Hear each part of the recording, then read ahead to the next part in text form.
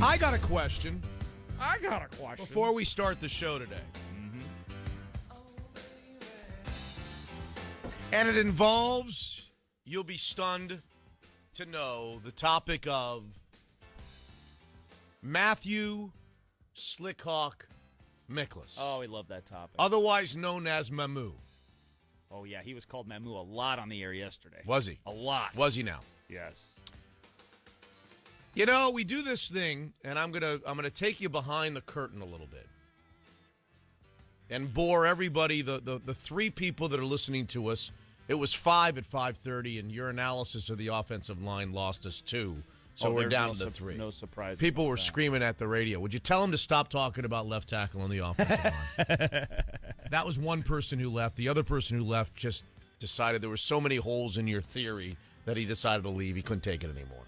Oh, I'd like you to explain more about that. Well, you'd have to ask him. You'd have to ask the guy who left. You don't agree with that? Oh, yeah, I do. Yeah, I do. I do, actually. I agreed with. I thought Jackson. If Jackson was a more veteran member of the 5:30 half hour, if he wasn't a rookie, wet behind the ears, I think he would have challenged you. I can sense he wanted to challenge you on your thoughts. But he was like, I'm the new guy.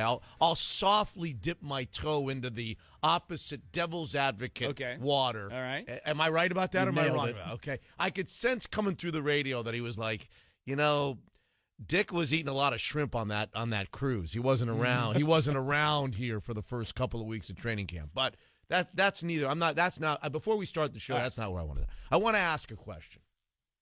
And I want to let the three people that are listening behind the curtain. So anybody who's ever heard this show before, anybody, just about anybody, knows that we do a few things. Some people ask why we do them because nobody cares about them.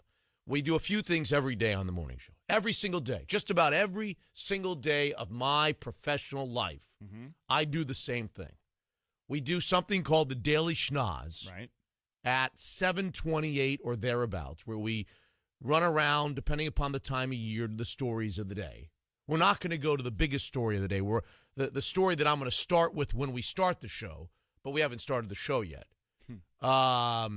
Because we're doing a special training camp Daily Schnoz this week, last week, the week before. Right. And we're trying to cross off every training camp. We're trying to do the tour. Almost there. We're trying to do the tour of training camps without getting on a plane.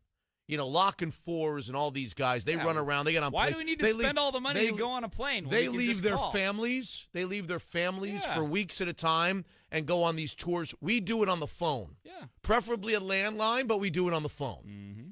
And there are times that I'm at the house where I wonder why I don't get on the plane and leave my families. Like last night, I would have loved to have done this tour. Yeah. Oh yeah, last night. Not good. Huh? Not a good night in the family. All right. You'll get there when you get a 15-year-old. You'll get there when you get a 15-year-old. So we do this thing called the Daily Schnoz. We also do this thing called the Morning Montage, which is at 6:28 in the morning, where we try to find sound that reflects the things that people might be talking about around the country with regard to sports. And it kind of catapults us into discussion about these particular topics, right? Yes. Everybody's aware of these things. And there's a constant running kind of dilemma, frustration that we have with, are the Schnoz stories going to be booked by 7:28? Are they not going to be booked? Can we get them done earlier? Can we get them the night before? We spend Mondays and Mondays with a guy that I wish I didn't have to spend any time with, Rich Moore, in his office. Mondays upon Mondays upon Mondays, and inevitably the topic comes up with, Slickhawk, what can we do to help you, to arm you with what you need to be able to get these things done in more of a timely fashion? Mamu. And Mamu looks us every single time in the eye and says, I work on them the day before, the night before. I work on them on the way up to the time. It's just not possible because of the nature of the Schnoz, because of the nature of doing the sheet and the montage, because I have to work with Dick for the 5:30 half hour, and I'm a little busy doing that. It's just, guys, it's just, how many times has he said, in other words, guys, it's just not possible. I'm trying the night before. It's just not possible or reasonable to expect that these things And when we suggest to move the schnoz to a bigger segment to accommodate more story. He can't do it. He puts his foot firmly down because and he says, can't do it earlier. Absolutely not. Because he can't do it earlier, right? Right. It's just not feasible, Mitch. You don't understand. You're not booking the schnoz. You're not typing the sheet up for the morning. It's just not feasible to do it earlier. I'm doing everything that I can, and I just accept it. Now, Jackson, how many times have you now booked the show in the last couple of weeks? Four times, and then a couple times when Dick was doing it. Okay, 4 times. Out of those 4 times, how many times pre-show have you sent me all of the members of the schnoz been booked, and you've sent me all of the members on a sheet of paper, either through electronic email or handed me a sheet of paper? I think all 4 times. All 4 times. And when I was hosting for you. All 4 times. And how many times have I had to wait in those 4 days, even a second after the show started, to see the entire morning montage? Oh, I'm not sure ever. 0 times. Okay, so why is it that I spend Mondays with Mamu every single Monday before we start the show today, and he looks me in the eyes with that growing waistline, and he says, it's just not feasible. Mamu.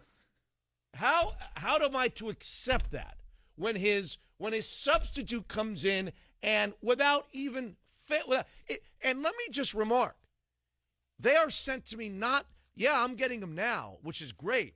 He is sending them to us the night before. Oh, yeah. I got an email last night at what time? 8 o'clock? I think it was in the afternoon even. So, it was in the afternoon.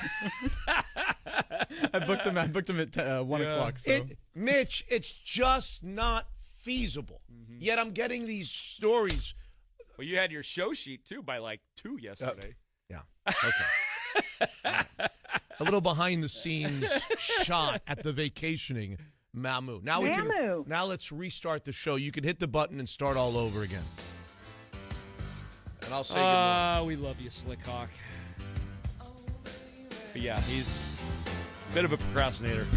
I'm throwing my hands up between your assessment of the offensive line.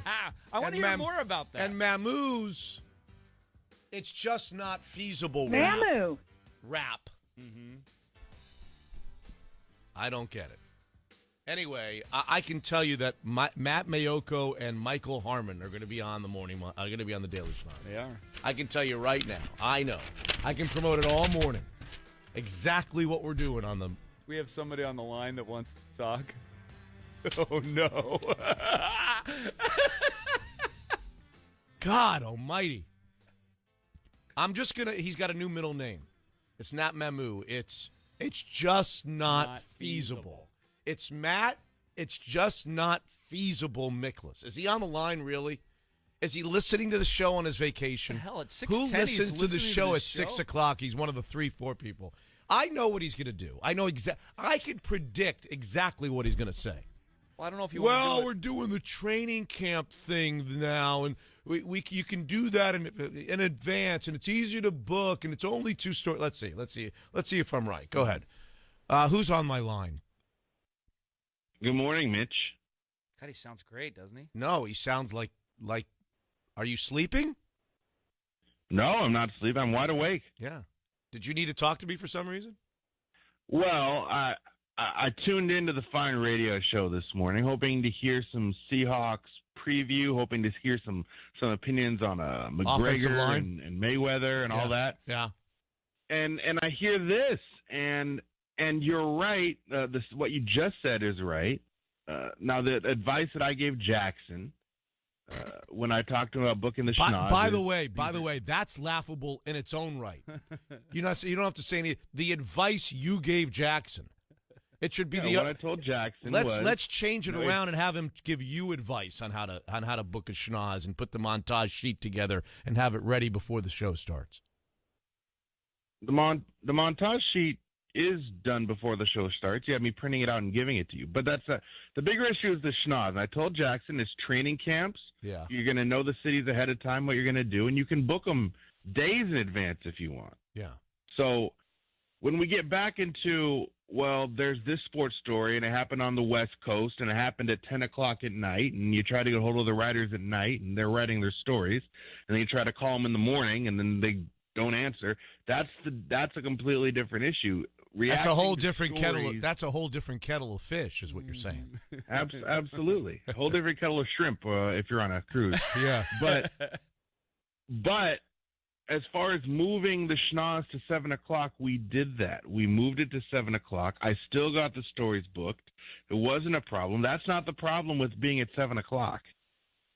The stories got booked, but they get booked. When they get booked is a different story. Like a half a second before we go on the air, you yelling in my ear, we got so-and-so. So are you saying, I just want to understand, I want Jackson to That's to the reality. chime in. Sometimes that happens. Okay, let me just understand. I think what you're saying is that if it was a more regular rendition of the schnoz, and Jackson didn't have the benefit of being able to book stories well in advance because they're training camp stories. You're saying that he would not be able to do as well as he's doing, and he would not be able to, 4 out of 4, Slickhawk, literally give me the schnoz sheet before the – I mean, as I'm doing voice checks at the VMAC, I'm looking at my email, and the schnoz sheet is listed right – it's like attached to an email. It's beautiful. I mean, this show has never been run so efficiently as it has in the last 4 days.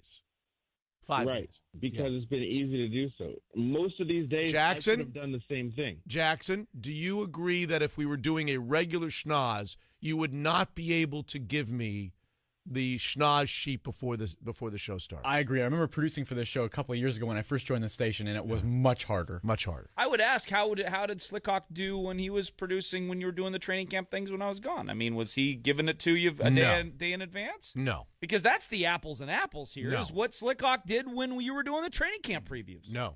Okay. Well, I didn't. I gave it to him when I would normally give it to him, which is in the 7 o'clock segment. So he's able to preview for the next segment. Yeah. If you want it earlier, I can give it to you earlier. No, you couldn't. For the training camp? No, Yeah, you couldn't. Most of them were booked the day before. No, you couldn't. No, you didn't. No, you wouldn't. Now, is your vacation almost over? Yeah, I'm back on Monday. Why are you up on your vacation day at 6 o'clock in the morning listening? We haven't even started the show yet, for God's sakes. Because I am cursed. I cannot sleep in because of when I usually get up. Okay, but then get up and do something else. You don't want to turn on the radio show to hear you being called. His ears must have been burning. To hear you being called the nickname that you don't like. To hear you being taken out by the woodshed and getting schwacked around a little bit by the host. Couldn't there be something better to do with your Friday morning than actually kind of go to work without going to work? I mean, I'm a fan of the radio show. I like to listen to the show. So before 6 o'clock, what else am I going to do? I mean, I'm going to listen to Mitch in the morning. Well, that would be after 6 o'clock. We come on I come on at 6. That's what I'm saying. There's Dick has a show too. Yeah. Well, that's not Mitch in the morning. I guess that's Dick in the morning. I think it's live at 5:30. And everybody likes Dick in the morning. Everybody likes a little. Everybody. And Dickens apple cider. You know that. That's right. Okay. All right. Can I go now? Can I start the show? Mitch, I miss you. I was there yesterday at like 9:58, and you were gone. Well, I was here at 9:58. Well, you zipped out yesterday. No, I was there. He was here. He was when I went out. I was in the other part of the building. When I got out there, he was there. Did you come around the other side where all the snacks are, where you spend most of the 6 to 10 hours? Don't worry about that. I even brought you a present. You did? What'd you bring me? I brought you a present. I brought you a Hugh Millen laying on the rocks. Football card. Yeah, he brought us one for me too. I'm not sure Hugh's thrilled that he brought that up.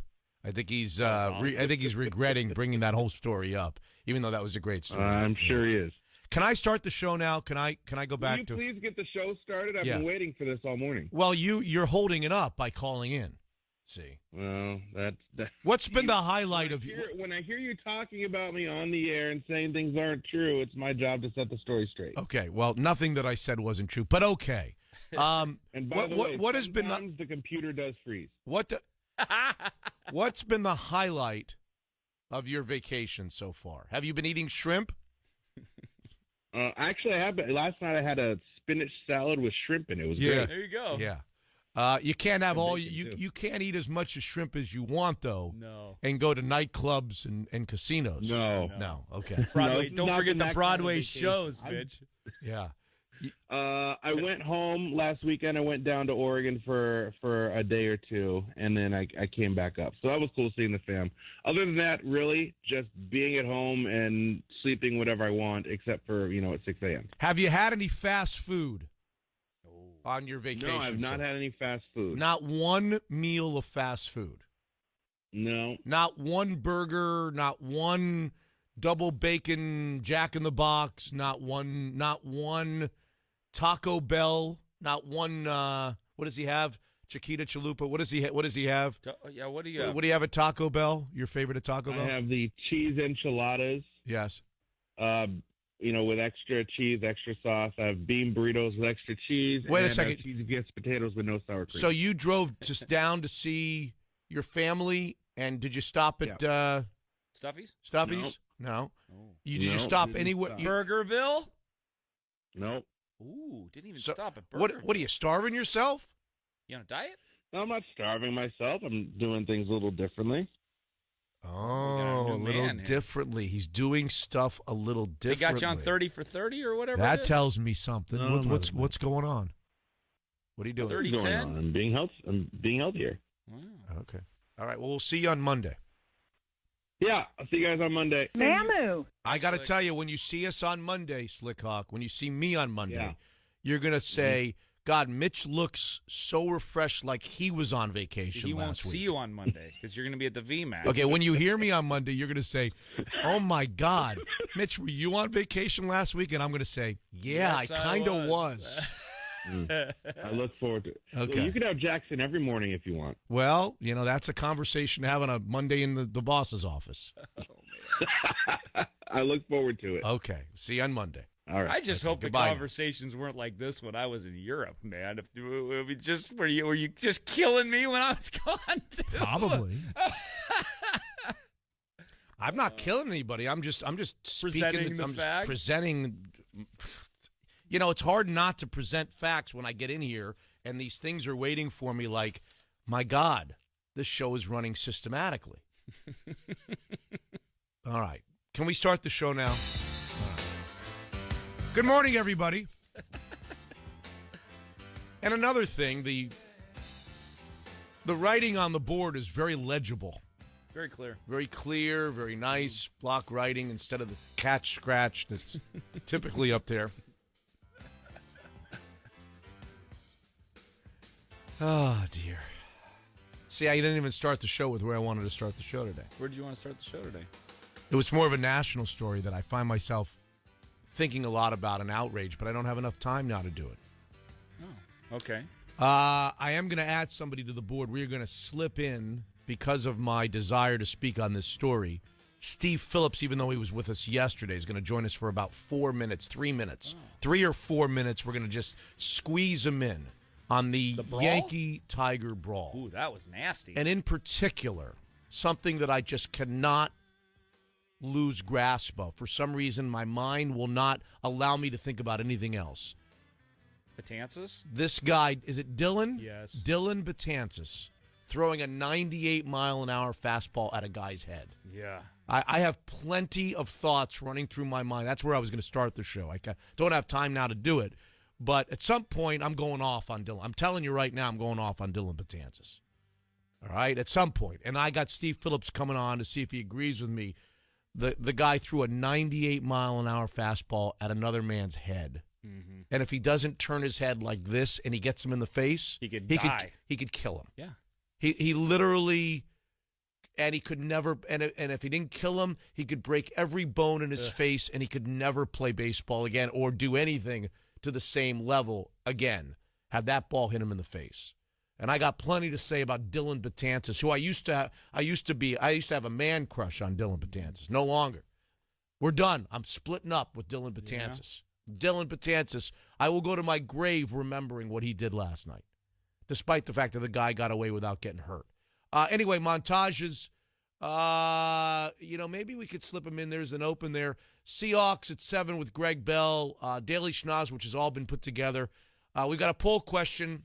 You've not been here, so I'm going to veto your poll question and ask a traditional preseason game day poll question. Okay. The same poll question we ask always on preseason mornings, preseason game mornings. Where will your eyes be? Or? No, who are you most curious to see tonight in preseason game number 3? I didn't know that was that's always been our game kind of day game day poll. Okay. We'll come back to your poll at some point. Okay. Pete Carroll, Mike Holmgren, is Mike Holmgren on again today? He's on Mondays, Tuesdays, and Fridays? No, Mondays and Fridays. He was on Tuesdays because the line went out on Mondays. Yes. On Monday. Yes. And showdown questions and a lot of stuff on 950 KJR. Let's get it started with a morning montage that's been put together since a week ago Thursday. All right, programming note. Steve Phillips is going to call you, Jackson, from what he calls a ground line at 7:15, right after Seahawks at 7. Nice. To discuss what happened, I think it was in Detroit yesterday, between the Tigers and the next opponent of the Seattle Mariners. If I were the commissioner, I'm just saying, I would suspend the entire Yankee regulars for the next 3 games. That sounds like a great idea. Oh, you think that's fair? Let's do it. Let's start with Dylan Betances. You cannot pitch in the Mariners series. The problem is they're going to Gary Sanchez, you can't catch in the Mariners series. Problem is they're going to hand down these suspensions. They're all going to get appealed. Yeah. And they're all going to play against the Mariners, and they're going to be suspended 2 weeks from now. When they face the Minnesota Twins and exactly. the Angels when they face of Anaheim. the teams that the Mariners are trying to compete against. Aaron Judge, we know that you were not involved in the fracas. You're suspended. You're suspended for the Mariners series. And all 3 starting pitchers who probably didn't even come out of the dugout, the bullpen. Well, a couple ran down. I love that about a baseball brawl. Yeah. The guys that run out of the bullpen from a mile away to get there just in time to turn around and go back. Mm-hmm. Oh, dear. All right. Steve Phillips will be with us. The morning montage from the Carter Volkswagen studio. We're 29 minutes away from the Seahawks at 7. Greg Bell's game day preview of what? The all-important 3rd preseason game. Yes, you got it. The all-important 3rd preseason game. Let's begin with Floyd Mayweather on the morning montage. The same way he's talking about he's giving it, hopefully he can take it this way. But once again, remember what I said, 100% chance this fight won't go the distance. 100% chance that this fight won't go the distance. Which I think is the betting favorite, that Mayweather's gonna stick and move and win a boring fight by decision. He's telling me that's not going to happen. Yeah, I'm with you. Am I to believe Floyd Mayweather? Well, Conor McGregor says Floyd's not going to last 3 rounds. So I mean, it's just somebody's going to be wrong. Conor McGregor on Floyd's gambling problem. Yeah, maybe. I don't know. I mean, I certainly know I'm going to win. I certainly know that. I think he has a big-time gambling problem. From seeing him, he gambles on half-times and things like that. He shows what his wins are, never shows what the losses are. Maybe that's why he's in this position he is in, and he had to take this fight. Look, I'm focused on the fight, not gambling. Now, this is the same Conor McGregor who there was an article in the USA Today yesterday about how he spends more than $1 million a year on suits, on clothing. Mm-hmm. Well, maybe that's why he's got to take this fight. It's because he spends too much money on suits, on ties. Yes. Yeah. Floyd put $5 million on himself a couple days ago. 5 out of how much? 300? Well, yeah, but he owes the tax man like 24. Yankees, Austin Romine, Tigers, Miguel Cabrera start what ends up a very nasty day in Detroit last night. Whoa, look at Miguel. Whoa, Miguel and Austin Romine are going at it at home plate. An exchange of words, and then Romine took his mask off. Miguel shoved them, and they're on the ground, pummeling each other. Both benches empty, trying to separate those two. Holy smokes, the bullpens are emptying. Out of nowhere, Miguel Cabrera started having words with Austin Romine. They're still going at it. Blows were exchanged. Romine has been hauled away. Miguel has been hauled to the ground, but now he's over by Romine again. That came out of nowhere. They've been standing around for how long? 5 minutes or more? Right. And suddenly it got very heated, very fast. They tumbled to the ground as Miguel tangled with the younger brother of Andrew Romine. Now both teams milling apart.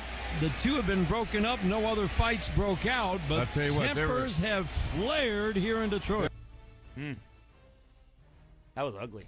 Probably more fighting there than the McGregor-Mayweather fight this weekend. Corey, this is Joe Girardi's take on the situation. Cabrera went after him, and you're going to throw my catcher out for protecting himself? I mean, pay attention. Somebody's got to pay attention to what's going on in this game. And then Brad Ausmus is going to say F you to one of my players? I mean, come on, Brad. I mean, what is that? Oh, come on, Joe. It's a baseball brawl. So the manager's going to throw an F-bomb at a player during a brawl, okay?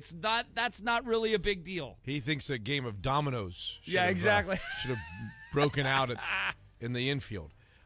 Corey Dickerson hits a 2-run home run for the Rays over Toronto. Dickerson swings and slams one to straightaway center field. Pilar back to the warning track, back to the wall. It's gone. Home run. There's the insurance. Corey Dickerson rounds the bases, and the Rays lead is 2-0. Yomer Sanchez and the White Sox over the Twins. There's a swing and a long one, right center field. Buxton going to the track. He's at the wall. It's gone. Yomer hits a home run. 1-0 White Sox. Yomer. Drew Robinson helps the Mariners out for the Texas Rangers. The 0-1 swing and a high drive, well hit ball deep out into right center field. Calhoun turning to look. This one's gone. That ball went way up into the seats above the out-of-town scoreboard on that 18-foot high wall. Off the bat of Drew Robinson, his 4th home run as a major leaguer gives the Rangers a 2-0 lead. The man who's number one on every fantasy draft board across the country is next up on the Morning Montage. Well, back they come to the line of scrimmage now after the timeout. They're going to throw, and Cutler throwing for the touchdown. That couldn't have been a whole lot easier for Julius Thomas right over the goal line. Oh, my God. Give him to me number one. Take Cutler I'm taking Cutler numero uno, I'd baby. like to be in your league then. Let me tell you something. He's going to be laughing his way all the way. Where's the Super Bowl this year? He's laughing his way all the way to the Super Bowl this year. Tampa? No, probably not. I think it's a cold weather city this year. Minnesota. Is it? Yeah. Oh, then the Seahawks are going to go. Yeah. Blake Bortles throws a touchdown for the Jags. Time to throw, launches this one. Blake Bortles. Boy, that guy. Touchdown, Jacksonville. LaShawn McCoy on Colin Kaepernick. There's certain players that can be on the team with a big distractions, and there's other players that they're not good enough for it's worth it. I think his situation is not good enough to have him on the team with all the attention that comes along with it. What's going on in the background there? The Mariners begin a 3-game series in New York against the Yankees. They do.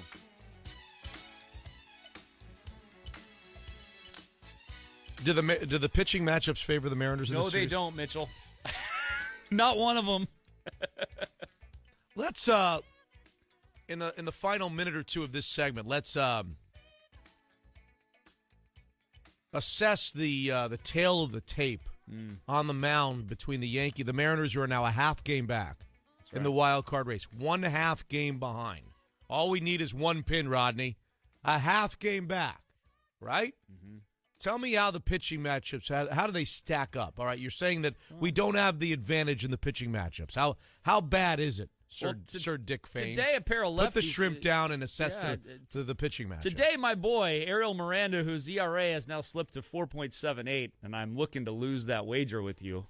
But it's still close enough. As I said all along, 5th starter at best, Ariel Miranda, who you scolded me. How could anybody look at him in the same way as you look at other 5th starters? He's going to every 5 days. I had to be I just had to be taken out to the woodshed. You were. And you know what I've heard? You know what I've heard in the last many months of him in his suckiness? Crickets. Well, I haven't had anybody say to me, Mitch, Ariel Miranda's not very good. There was a reason Ariel Miranda didn't even make the team out of spring training. The only reason he made the team was because of the John Smiley. Is it John Smiley? Drew Smiley. Yeah. John Smiley was the old left-hander. Drew Smiley's injury. Go ahead. Tell me the pitching matchups. Assess on a scale from give us if you scaled them from 1 to 10, how much are we giving up? The best pitching matchup for us, and 1 being the worst pitching matchup. No, just whatever. Just give me a well, scale. Miranda against CeCe today. CeCe's 10-5 with a 3.99. So that's like a 3. That's like a 7.5 against a 3. Right? Oh, yeah. So we're going to give up 4.5 tonight. What's the next one? Well, tomorrow you got Sonny Gray and his 3.38 ERA. Yeah, that's against, an 8.5. Against Giovanni Gallardo and 2. his 5.75 ERA. So that's an 8.5 versus a 2. That's 6.5. Yes. We give up about 6.5 on that one. That's about right. All right. How about Sunday? It's got to be better on Sunday. Andrew Albers, 2-0 with a 3.60 ERA. And probably not all that familiar to Yankees hitters. Right. And it'll be a Sunday afternoon game where the Yankees will rest some regulars. And by then, maybe somebody will be suspended by the league office for the brawl that happened over the maybe Sunday. Who does he face? All true, but Albers is also due a poor outing. Oh, you think? He's like on the precipice of the 3-inning, 7-run thing. Yes, he is. Against Masahiro Tanaka, Mitchie, who's not actually been good this year at all, but he's still Masahiro Tanaka. He's always and he kills against the Mariners. But I think the Mariners got him this year. Didn't the Mariners get him one? Well, one a lot of of people starts? have gotten him this year, so I'll have to. I see thought if the Mariners got him this year. So we'll call that a 6 to a 4. All right. So we're giving up a lot. All right. We are 19 minutes away from the Seahawks Mariners at 7. got him for 4 runs in 6 innings and a Mariners 6-5 victory. Seahawks at 7 o'clock with Greg Bell. Don't forget the head coach of the 8th-ranked team in America, Chris Peterson's going to be with us in the 9 o'clock hour live on the show. Mike Holmgren will be with us as well. We'll hear from Pete Carroll. Justin Marlowe is a professor at the University of Washington who was commissioned to do the analysis of the tax consequences of doing the redo at Key Arena versus doing a brand new privately funded arena in the Soto district. He's going to tell us what he found and why Jeff Baker is taking shots at him and his crew for the report that they put together. That'll happen at 8 o'clock today. Texting poll 2. We'll bring up the question in our next segment. Who are you most curious to see? I got a lot of guys. There are a lot of guys that I'm ready to watch tonight that I am curious to watch tonight in the all-important 3rd preseason game. Thank you very much. Yes, Mitch in the morning, 6:45 on 950 KJR. 15 minutes away from Greg Bell. You know who Greg Bell is by now. Anybody who listens to this radio show knows that at 7 a.m. every morning, we call it the Seahawks at 7. We start the 7 o'clock hour with Greg Bell, who tells us everything we need to know about the Seahawks from that particular morning. Today's a game day. All-important game day. An all-important game day. The all-important game number 3 of the preseason. Tonight at CenturyLink Field with the Seahawks against the Chiefs. You going? No, I'm not going. You are. No, I heard you're going. I got suckered. You're excited to go. Very excited You're gonna go. You're gonna have a nice time. I'll have a nice time. It is the all-important game number 3. I think yeah, you'll I mean, like, if I think there's a you'll preseason game to go to, I think you'll like it. This one. I've been to a game 3 before. All right. I think you'll like it. You'll like it. So we're going to give away 50-yard line seats. We're about to give you an opportunity, or at least at some point today, give you an opportunity to win these tickets to see the Cardinals and Seahawks in Game 16 of the regular season. That's the New Year's Eve game. By answering the poll question. And while you came up with a fascinating poll, which I can't remember, we'll save that poll for a rainy day. There's lots of rainy days here in Seattle, otherwise known as Monday. But actually, Monday will probably be a reactionary poll to what you saw on, that's right. on Friday. Today's poll question will be the same poll question that we asked the Friday before the Chargers game in Los Angeles, game number 1 of the preseason. The same poll question that we asked the Friday before last Friday of the Minnesota Vikings preseason game number 2. And it'll be the same poll question today, and it's very simple. And I used the word curious. You were out eating shrimp on a cruise when I told people why I used the word curious, because I don't want to say the word excited. Who are you most excited to see play tonight for the Seahawks? Because that implies that you've got to go with somebody that you're excited, that you're happy, that you're positive, that you've got general positive feelings. Correct. Like you wouldn't answer Reese Odiombo to that question. No. But you may answer Reese Odiombo to the curious question. And I'm not Mr. Hardy Har telling you got to answer negative. I just want to keep the universe open of opportunities. Maybe it is. You're excited to see Russell Wilson play for 3 quarters or play into the third quarter tonight. Tonight. I'm not saying it can't be a positive thing, but the word curious allows you to go in any which way. Okay. And I could just tell you, I don't normally give my answer until 8:28 when we go to the phone lines, but I'm going to give it to you early today. I'm going to review, first of all, what I said the first game when you were on the cruise.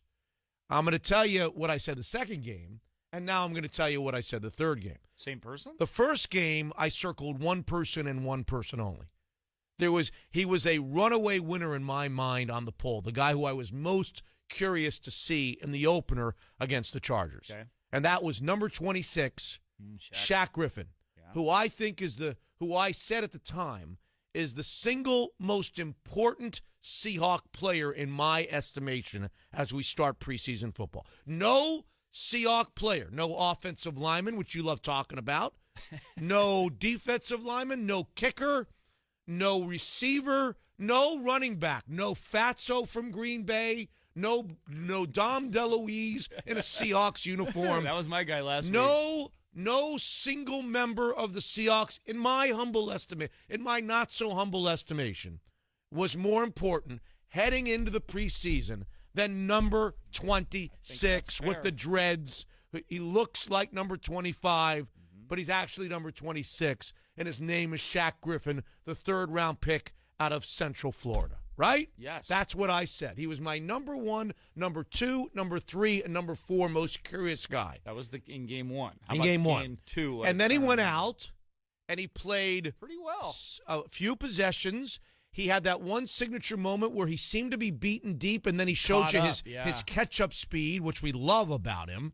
And it was I think a solid B-plus game? I would say more than B+. I think people were giving him A's. Okay. We're giving him A's. And so that was my answer in game number 1. In game number 2 last Friday, I said, as a result, and this is why I like the poll question, because as these games are being played, your eyes are shifting based on what you saw from the previous preseason game. So in the Charger game, I saw with my own eyes, and then I had Hugh Millen reconfirm to me all week after the Chargers game that Jermaine Ifedi is awful. Jermaine Ifedi at right tackle is the craps. Jermaine Ifedi is terrible at right tackle. I had him telling me that in training camp before Frank Clark threw the punch. I had him telling me that in training camp, Hugh telling me that in training camp after Frank Martin threw the punch. After he threw the punch. And I had him telling me Frank Clark, after he threw the punch, Frank Clark. And I think he played. I think Ifedi played in the first Charger preseason game. Didn't he play? I believe so. And I just had and then, so I said in game 2, the guys that I'm most curious to watch are number 26 again, because that's how curious I am to watch number 26, and Ethan Posick, who's going to play a lot of right tackle in preseason game number 2 against the Vikings. So I can assess whether there's any net to catch us Seahawks fans if Ifedi is truly as bad.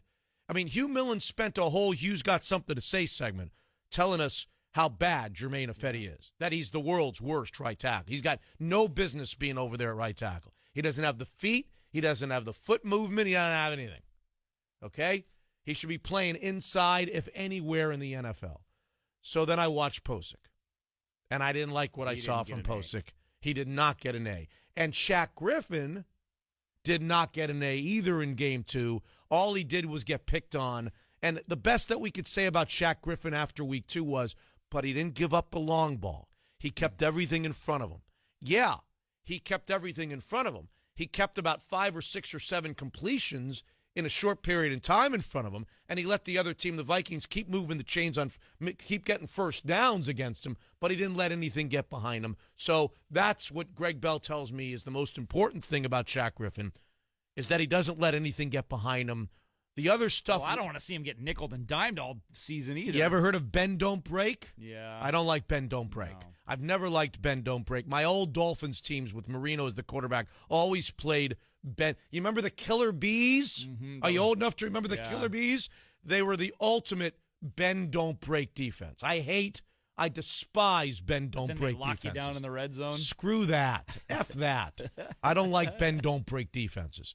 So now it's game number 3 there, Dick Fane. Mm-hmm. And I'm most curious to see number 26. Oh, shocker. Number 26. Surprise. And Reese Odiombo? Matt Tobin. Oh, Tobin. Okay, same position. My eyes are going to be squarely what number's focused. Matt Tobin? You know, I knew that. I saw him the other day. Is he 62? I think he might be 62. Check me on that. I want to see if Matt Tobin brings anything to the table at all. I want to see the guy who was probably not good enough to make the Philadelphia Eagles team. I want to see the guy who the Eagles were going to cut and now is vying for the starting left tackle job of one of the preseason Super Bowl favorites and protecting the blind side of a $22 million a year quarterback. I want to see the guy that John Schneider reacted by going and grabbing him in a trade and sent a 5th rounder to pick up Matt. I want to see him for the first. Right. And I'm going to tell you, I have very, very low. The bar for me on Matt Tobin is very, very, very low. Very low. So if he does one good thing tonight, I'll be like, oh, Matt Tobin. Okay. Because it's really low. Those are my 2 things. We'll get your guys' as we go along and we get closer to the phone poll. Greg Bell with the Seahawks at 7 and a Rock'em Sock'em show that includes a live visit by the head coach of the University of Washington, Chris Peterson, in our 9 o'clock hour, too, on 950 KJR. So we can ask Greg Bell. I think we should. It's Germany, not Switzerland. For the process, not the procedure. For KJ. Sprechen Sie Deutsch? Sprechen Sie Deutsch. It is Friday. The all-important 3rd preseason game is tonight. We're going to talk to Greg Bell, the Seahawks, at 7 here in a moment. Also, Steve Phillips this segment with just a few minutes on the brawl that happened. And it really, in particular, everybody loves a good baseball brawl. Everybody likes it when they pretend to fight. Everybody likes all the shoving and the wrestling. One of my favorite parts of a baseball brawl is when the guys in the bullpen decide to jog out onto the field. Mm-hmm. They really don't want to be involved. They jog out to make themselves look like tough guys, and they time it. They always inevitably time it perfectly that they arrive on the scene from the bullpen just in time where it's getting broken up, and they can turn around and go back to the bullpen without having to be even a part of it. One of the pitchers yesterday, I didn't even know which team he was, but he was sprinting. He had the jacket on. He was flying. And the whole time while he was flying was, let's get this over with. I hope I don't have to throw a punch. I'm not. There's no way I'm throwing a punch. True. I'm going to sprint right by the whole thing and go into the dugout and underneath and come back around. Yep. And it's all fun and games until Dylan Betances, and this is really what I want to talk to Steve Phillips about.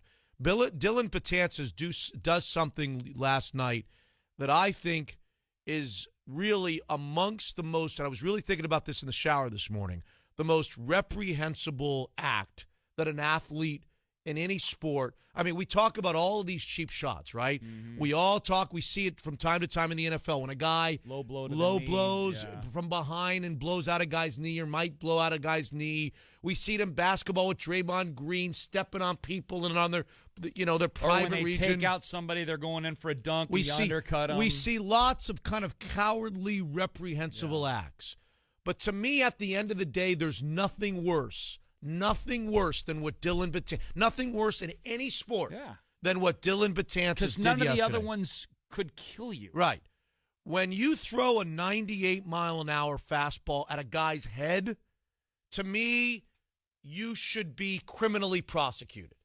They should come out, the cops should come out and arrest you if you throw a 98. Assault with a deadly weapon. Absolutely.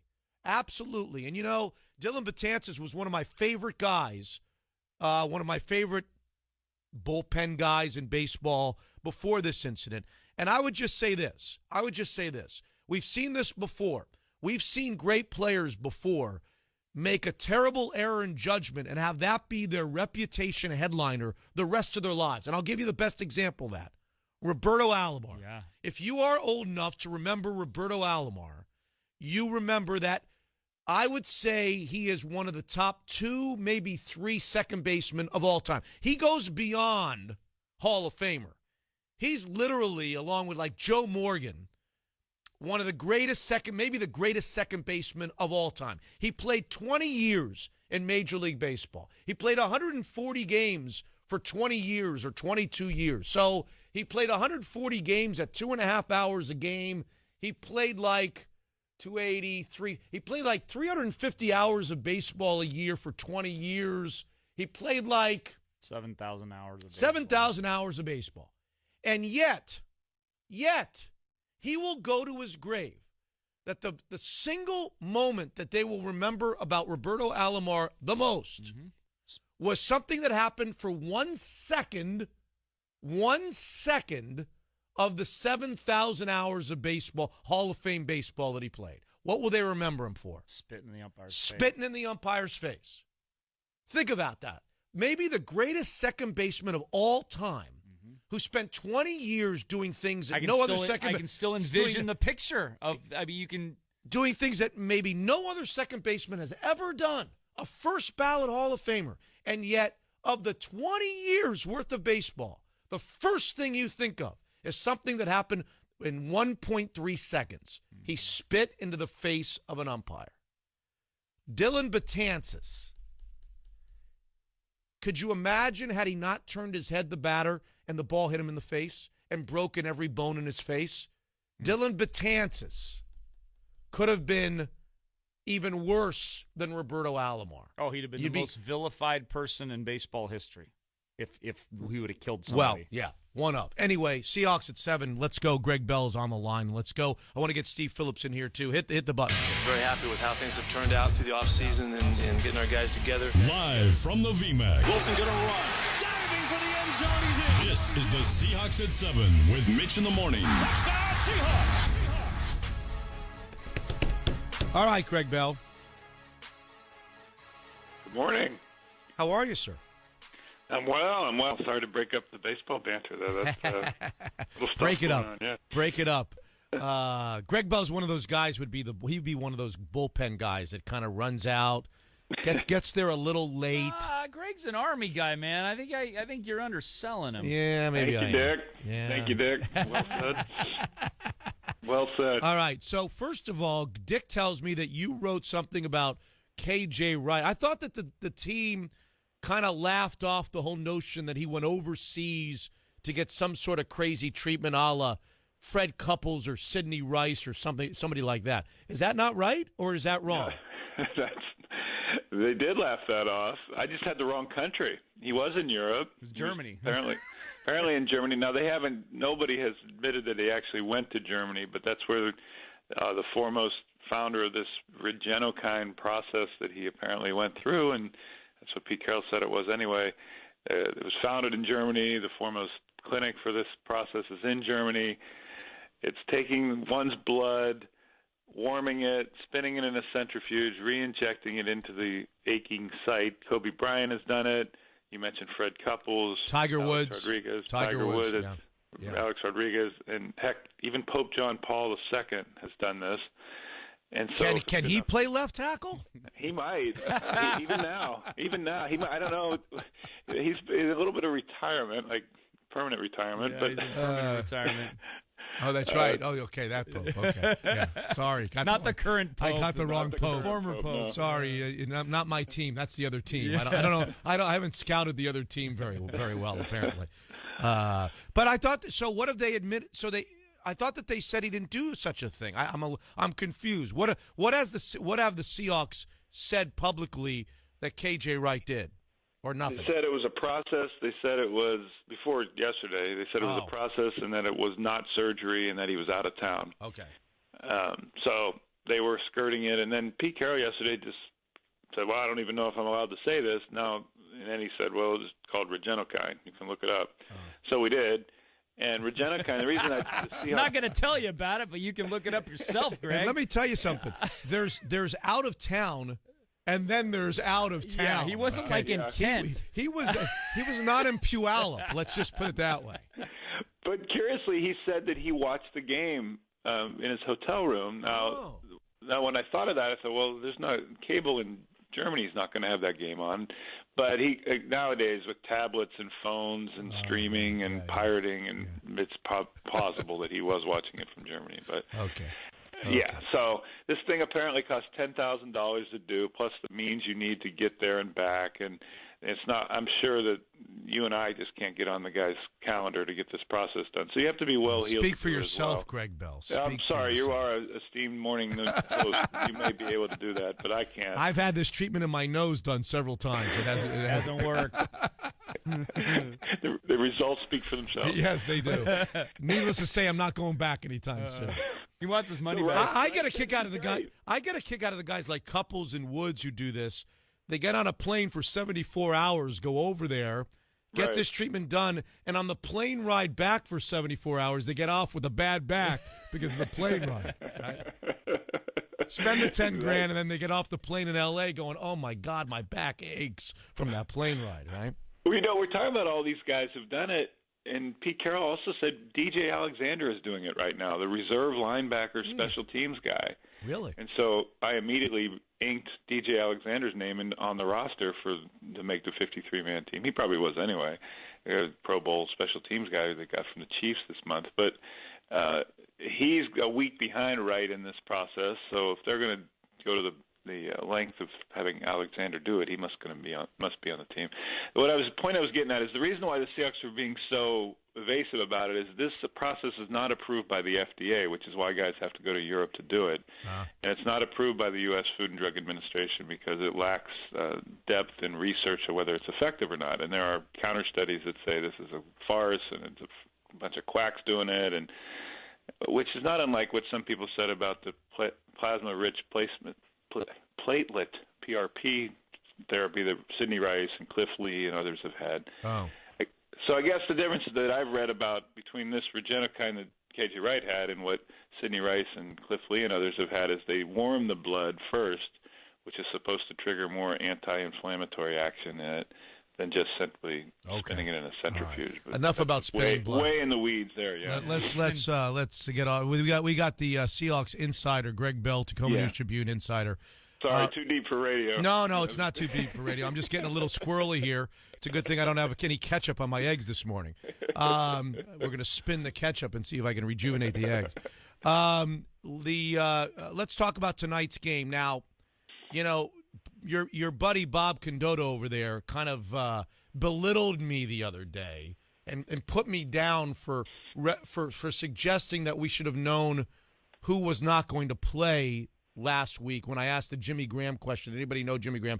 And, of course, Bob said in his own inimitable way, we don't have time, Mitch, to ask Pete Carroll about every player on the roster. Now, I think that there's a way to ask him, hey, Pete, who's not going to play without having to go through every guy on the roster. Is he going to play or he's not going to play? Take a stab at when we turn on the TV who we're going to see standing in civilian clothes watching the game with their buddies having some sunflower seeds tonight. Well, for sure it's going to be Thomas Rawls and C.J. Prosise. Pete Carroll did say that. He said they're very close in that, curious to me, they said if it was a regular season game, we would push them to play, and they would be getting close. So he didn't even commit to the fact they could play a regular season game, but that they would push them to play. So they're both out. Rawls' ankle, Prosise with the groin injury that we've talked about this week. I'm not sure about Jimmy Graham. It's true that when we do ask Carroll who's not going to play, he'll say, we'll have to wait and see. Well, you'll have to find out. Okay. That kind of thing. I think if there's any game they want Graham to play, it's this one. The starters are going to play into the second half. Carroll did admit to that as well. Help me out here on some of the other injured guys we had. Well, you said the two running backs. Those. KJ Wright's going to play. KJ Wright's going to play. Okay. How about Tyler Lockett? Richardson and Lockett. How about Richardson and Lockett?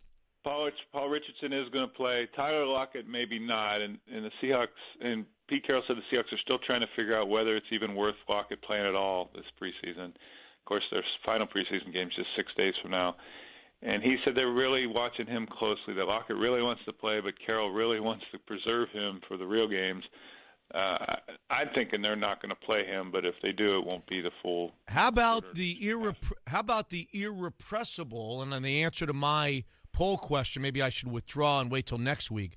The irrepressible Matthew Tobin, is he going to play? They say yes. Both Pete Carroll and Tom Cable said they're going to throw him in, and they have to because they don't have much time here. He's going to play left tackle. Reese Odiombo is going to start. Wouldn't surprise me if Tobin gets in while the first-team offense is still in there in the first 2.5 quarters. Okay. But they have to find out what they have in him now, because if Odiombo fails against Tamba Ali and Justin Houston and all these Pro Bowl and All-Pro pass rushers on the outside are going to be coming at him, and if Tobin does, they got to go to plan C, D, E, whatever it is we're at right now, with moving Jokel back from left guard to left tackle. They need to know now, sooner than later, whether they need to do that so they could possibly play him against Oakland and have one practice game at left tackle before the game against the Packers on September 10th. Right. So, it's a scary proposition that a guy who didn't even have the playbook down and even know the plays, and Tuesday when he arrived is going to be starting playing at left tackle tonight. Okay. So Tobin will play. Okay. Joey Hunt, the backup center, won't play, which means Ethan Posic's going to be the number 2 center tonight. Where's Posick going to play most of his snaps? Right guard? Tonight he'll play. I think he's going to play center. He'll be the first center that comes in when the second-team line comes in. Okay. Cable said this week that Posick is now a guard and a center only. He's moved away from tackle for now. Okay, answer the question before you move on. Our poll question today. You are most curious. It's I've renamed it the all-important Game 3 of the preseason. You are most curious to watch. Give me 2 or 3 names tonight against the Chiefs. Well, Reese Odiombo is the obvious one because there's so much on the offensive line hinges on what he does tonight. He has one chance, really. This is it. It's all in the one chance, one night tonight. On whether he can do this or not. Alex Collins is someone who needs to reemerge. I know he had 58 yards rushing last week, closed the game out with a 4-minute drive, but he also fumbled, and Chris Carson has, frankly, looked better than him and has done more on special teams and things to make the team, the number 4 running back between Collins and Carson. So Collins needs to do something tonight. And I'm interested in Tremaine Brock. And to see how much of a factor can he be in this secondary was as late as he got here. He's got the pedigree, the starting experience, an NFL starter the last 2 seasons, and I think he's going to get more time at nickelback and see what kind of an option he is with Jeremy Lane. Is that an even match, Jeremy Lane and Brock, for the nickel spot, or you think one is substantially ahead of the other? Well, Lane's still way ahead because of it. He's been here and knows the system and the techniques they want him to use, but they are trying to get Brock into a crash course here to see how ready he can be. They really want experience and depth in the secondary with somebody other than DeAndre Elliott's types that played last year. So, yeah, they're trying to speed Brock along, but he's still far, far behind. Good, Lane, good stuff. Good stuff. Enjoy the ball game tonight. Thank you very much, you. Greg Bell, Tacoma News Tribune. We love having Greg on at 7 o'clock every day. Seahawks at 7. Some of the news making. So he went to Germany. KJ Wright went to Germany to get his knee. Dusseldorf. Weren't you in Dusseldorf? I was at a brothel in Dusseldorf. Yes, you were. It wasn't Dusseldorf. Yes, it was. I laughed when I read it. I thought about you. My father took me to a brothel in Dusseldorf. Yes, he did. Yeah. Maybe KJ, a working operational brothel. Maybe KJ stopped by. Hey, Dad, what are we doing today? We're going to a brothel. Mom's staying in the car. She sat in the car. So good. Yeah. The 3 boys and the 4 boys. The 3 I did boys not take Dixon to a brothel in No. Berlin. You were.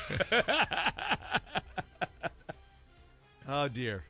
And now Steve Phillips is on hold saying, "What did I? Okay, what did I go? Where did all this go off the track? Where did I go? There's a story. I wanted to get Steve on. He was on yesterday just for a couple of minutes because Steve, it's all fun and games. I did a big spiel on it at the top of the 7 o'clock hour. It's all fun and games when it's wrestling and there's a couple of punches thrown and the guys come out of the bullpen and they run out just in time to run back and, baseball brawls are like anything else in sports, or a lot of other stuff in sports where you just kind of giggle at it. And then everything changes when a guy throws a 98-mile-an-hour fastball at somebody's head. Not at his shoulders, not at his rib cage, not at his torso, not at his leg, not at his thigh. He throws a 98-mile-an-hour fastball at a guy's head, and I'm like, he should be arrested for that. I mean, that he could kill a guy. You could kill a guy if he hadn't turned his head and the ball hit him in the face. What would we be talking about this morning, Steve, with Dylan Betances? Yeah, I got to tell you, I agree with you, and yet I know there are some people, and my co-host on my show, Eduardo Perez, who obviously played out in Seattle before you guys know him. Eduardo didn't think Betances did it intentionally. He thought that the situation of the game, 6-6 at the time, didn't warrant appropriate retaliation there. That Betances at times can get wild, and he's right. I mean, he's hit 7 batters so far this year. He's walked like 33 guys in 58 innings and something like that, and so the numbers indicate that he can be a bit wild. But I have a hard time believing that the day that other guys have been hit and a fight breaks out and there's a lot of anxiety and angst on the field, that it just happened to have bad timing where one slipped and hit somebody in the head. Like, I just have a hard time believing that. Yeah, me too. Maybe it's true. But I personally believe that the umpire did the right thing, ejected him from the game. I'm surprised, honestly, that Tigers players, if I had been a player in the Tigers dugout and my teammate got hit in the head right there, I would have been the guy on the mound tackling Betances. I would have gone – I mean, that was the one time that they actually didn't act like they were going to fight. I was surprised by that as well. But, this got ugly, and it lasted a lot longer than it should have. And quite honestly, shame on the Yankees, a team that right now is leading the wild card race and has put themselves in serious jeopardy, because I suspect Gary Sanchez, who sucker punched – 3 guys. Castellanos, Yeah. 3 different guys. Yeah. He's going to get suspended. Betances is going to get suspended. Tommy Kahnle's going to get suspended. How about for the How about for the Mariners series this weekend? We could use that. What'll happen? Yeah, they'll find out their suspension over the weekend. But what will happen is they'll appeal it to manipulate the timing of it, and they'll do it against a team they think will not impact them as much. But I think Girardi should get suspended as well, because the kick of dirt that he kicked on the umpire wasn't just like showmanship and goofing around. It was like angry, I don't like you and I disrespect you sort of dirt kicking. He's going to get suspended as well. Well, Steve, and I appreciate your remarks, and we can argue till we're blue in the face whether Betances meant to throw that pitch or didn't mean to throw it. I'm with you. Too much coincidence, too much timely coincidence that it comes at that spot in that game with all the tension. But, what I said is, we talk about cheap shots all the time in sports, right? We talk about football players who go low on another guy when he's not suspecting it and could blow out a knee. We talk about Draymond Green in basketball. I'm sure there are soccer incidents and lots of cheap shots in sports. But to me, you can't get worse than throwing a 98-mile-an-hour fastball at a guy's head. To me, that crosses every line, because, as I said to you before, if that hitter doesn't tilt his head the right way and it goes off his helmet, and he gets hit in the face with that pitch, now you break every bone in his face, probably never plays baseball again, may never live the quality of life ever again. This is a really scary thing when a guy does that. Yeah. My kids have a saying, like when they're playing basketball or we're watching a basketball game, and they think the referee made a bad call on the foul. And whichever way it goes, the free throw determines whether the ref was right. And if the foul is a bad call and the guy on the other team shoots the free throw and misses, the kids always say, ball don't lie. Like the outcome of the next play tells the truth about what happened. Well, James McCann got beamed in the head by Dylan Betances, recovered, came back in his next at bat, and hit a home run. And Gary Sanchez ended the game striking out. And I dare say, ball don't lie, right? That kind of tells the truth about the outcome of the incidents and the sort of who did what and was there intent behind it? Yeah. Ball don't lie. The guy who got hit in the head hit a home run, and the guy who sucker punched people around the pile struck out to end the game in a loss. That kind of tells the story. So let's end with this question. And look, Betances up until yesterday was considered one of the real great set up men in Major League Baseball. I gave the story, you recall it very vividly, of Roberto Alomar. I mean, here was a guy who may have been the greatest second baseman ever to play. He played like 20 years in the big leagues. I calculated, at 140 games, at 2.5 hours a game. He played 350 hours a year times 20, whatever that is, 7,000 hours of baseball that landed him as a kind of a first ballot Hall of Famer.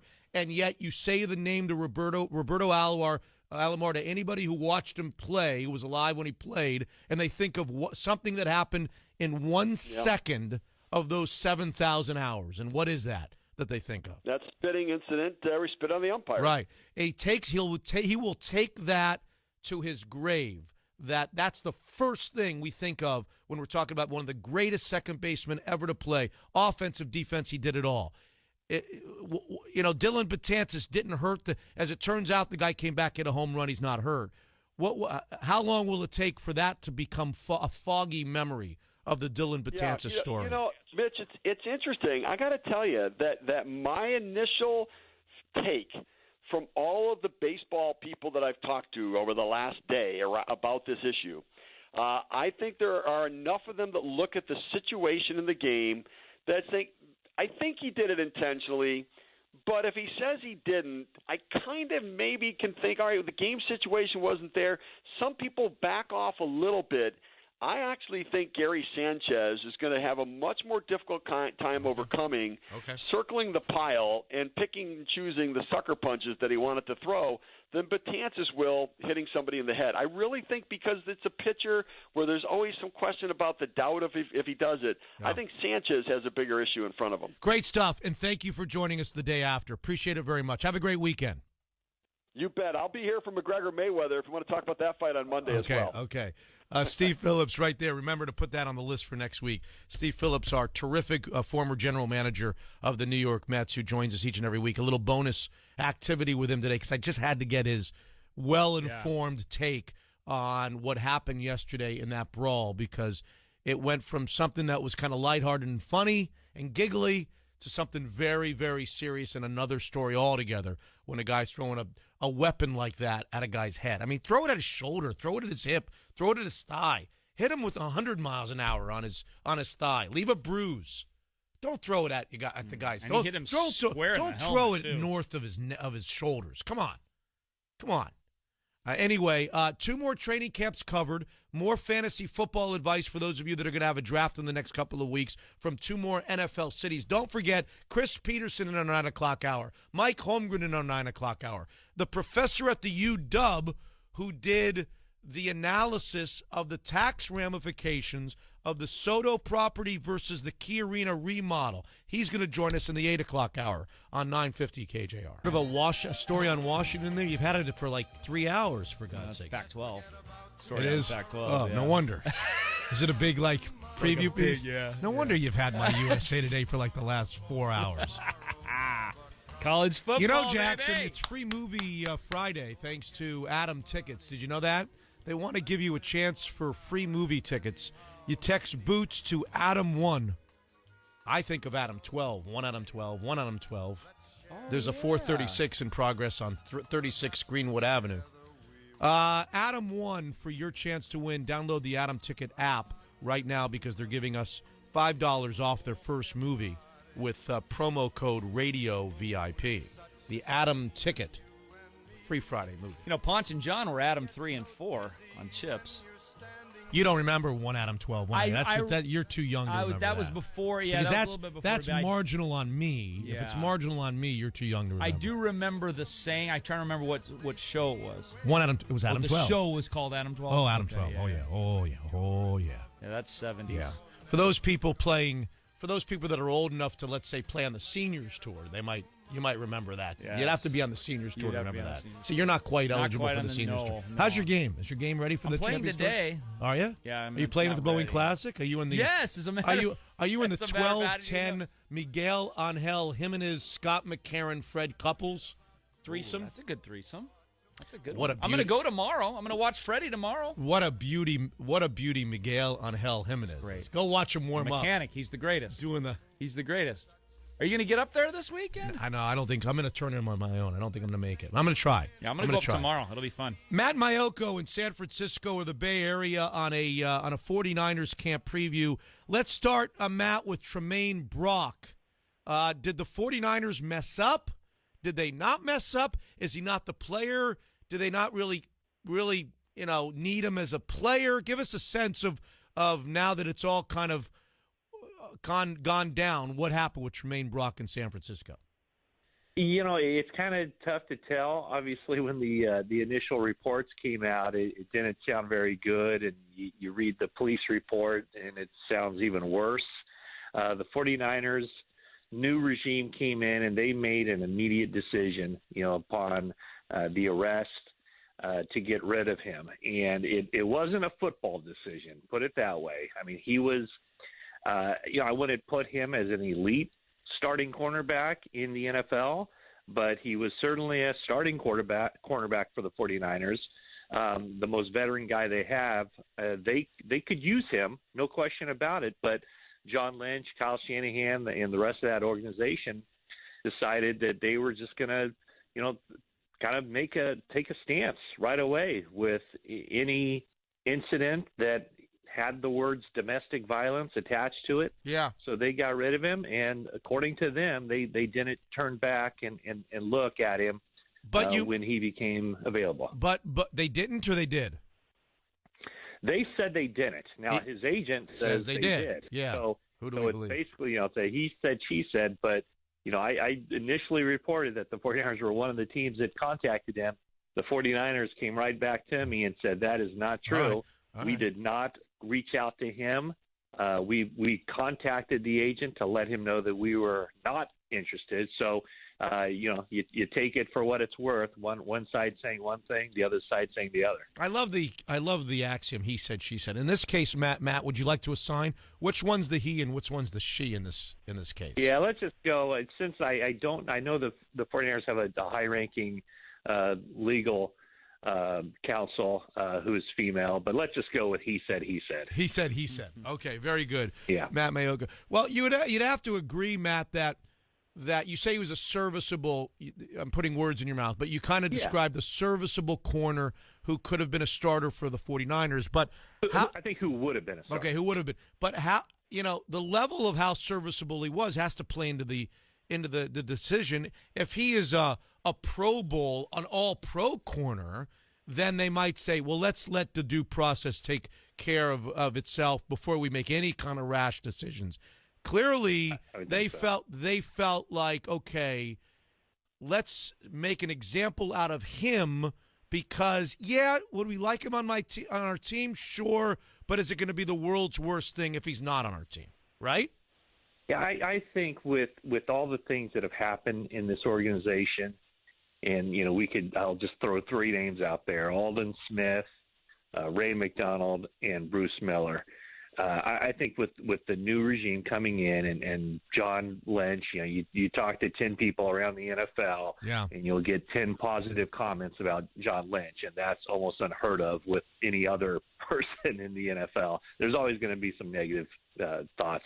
I think John Lynch, is a very upstanding man.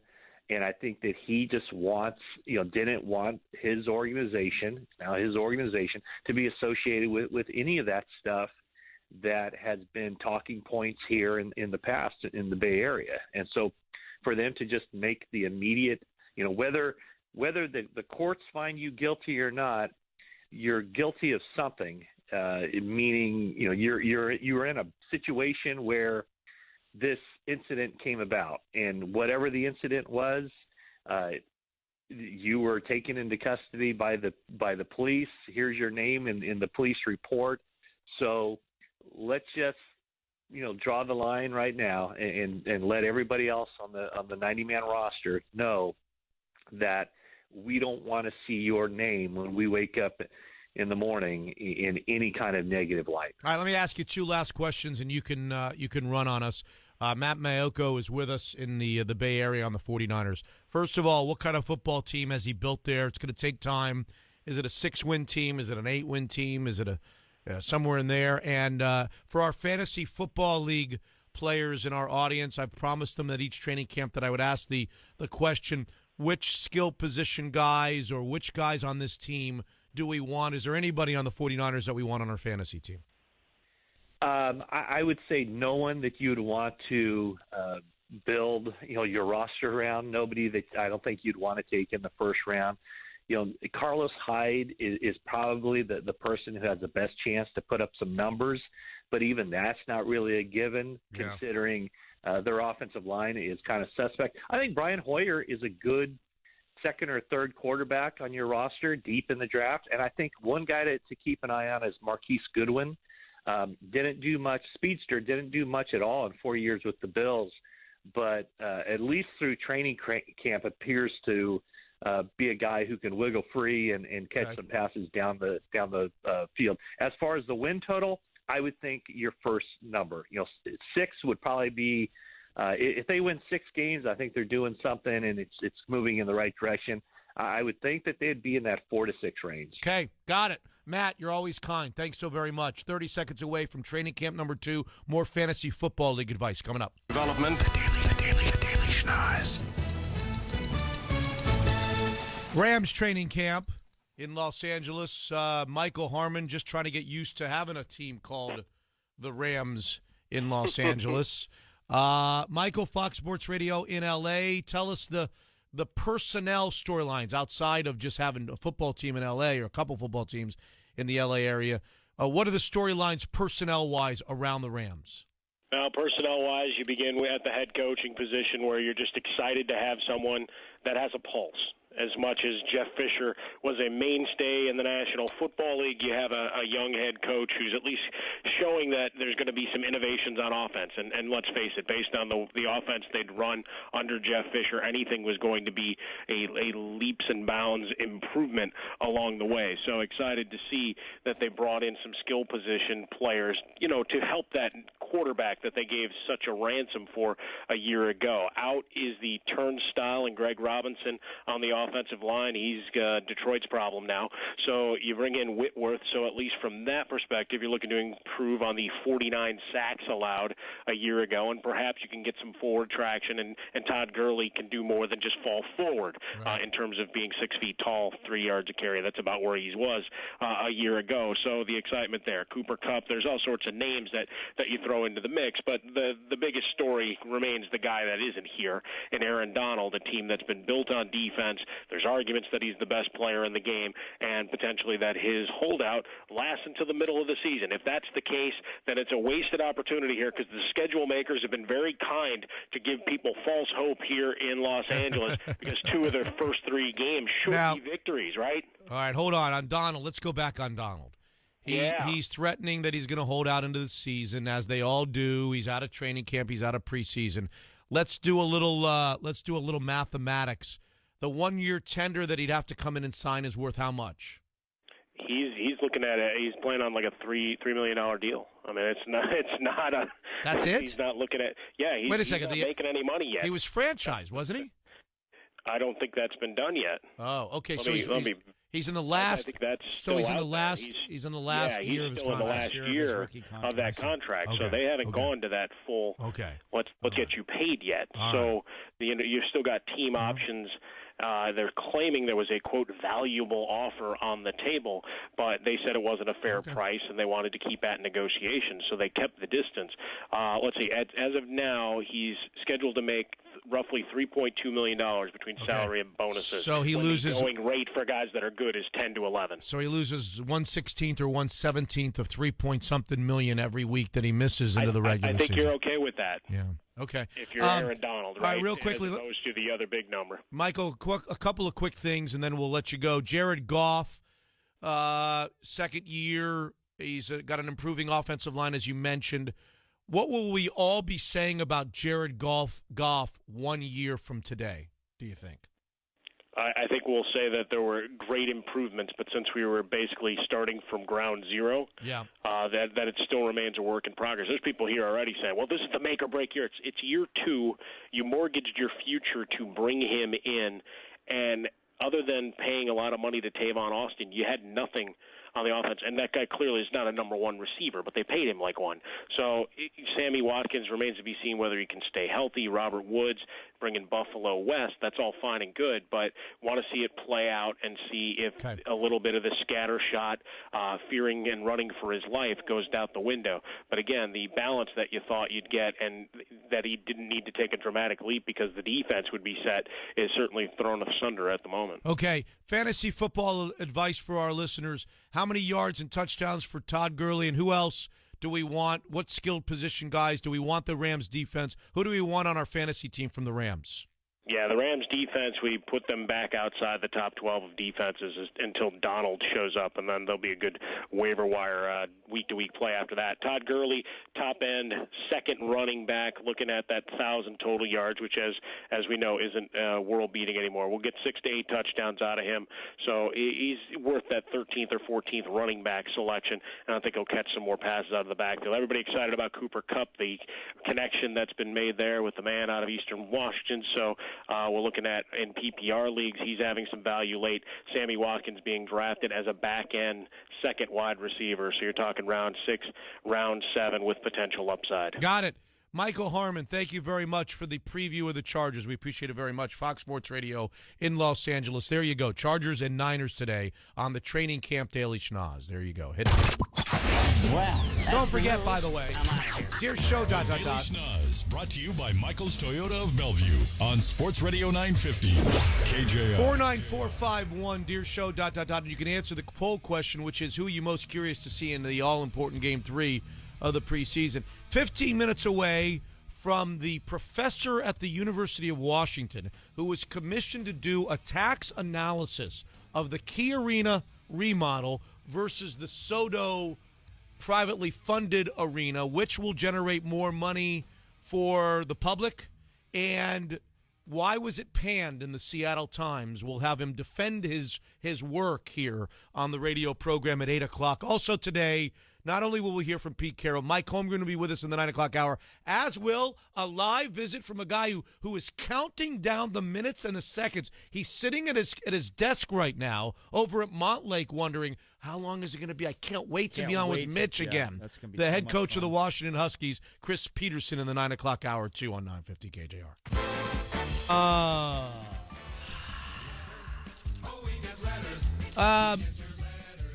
Jackson. Yes, sir.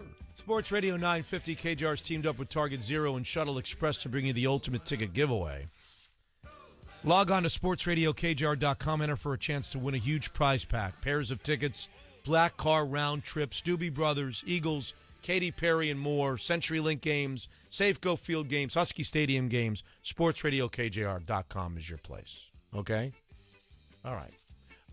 Justin Marlowe, you won't know the name. Every once in a while we have a guest on that you don't know the name, but you might find what he has to say interesting. He's been taken to task by Jeff Baker in the Seattle Times for his report, his analysis of the Key Arena versus Soto Arena deals, tax ramifications. We'll introduce you to him in our next segment on 950 KJR. Go ahead, read some of the texts.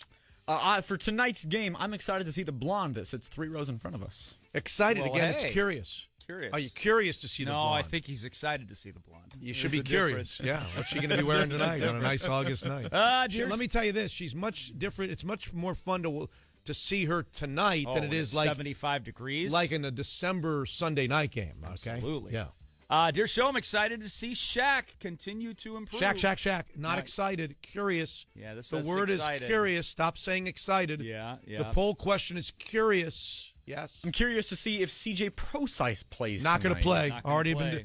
been ruled out. Already been ruled out. Yeah.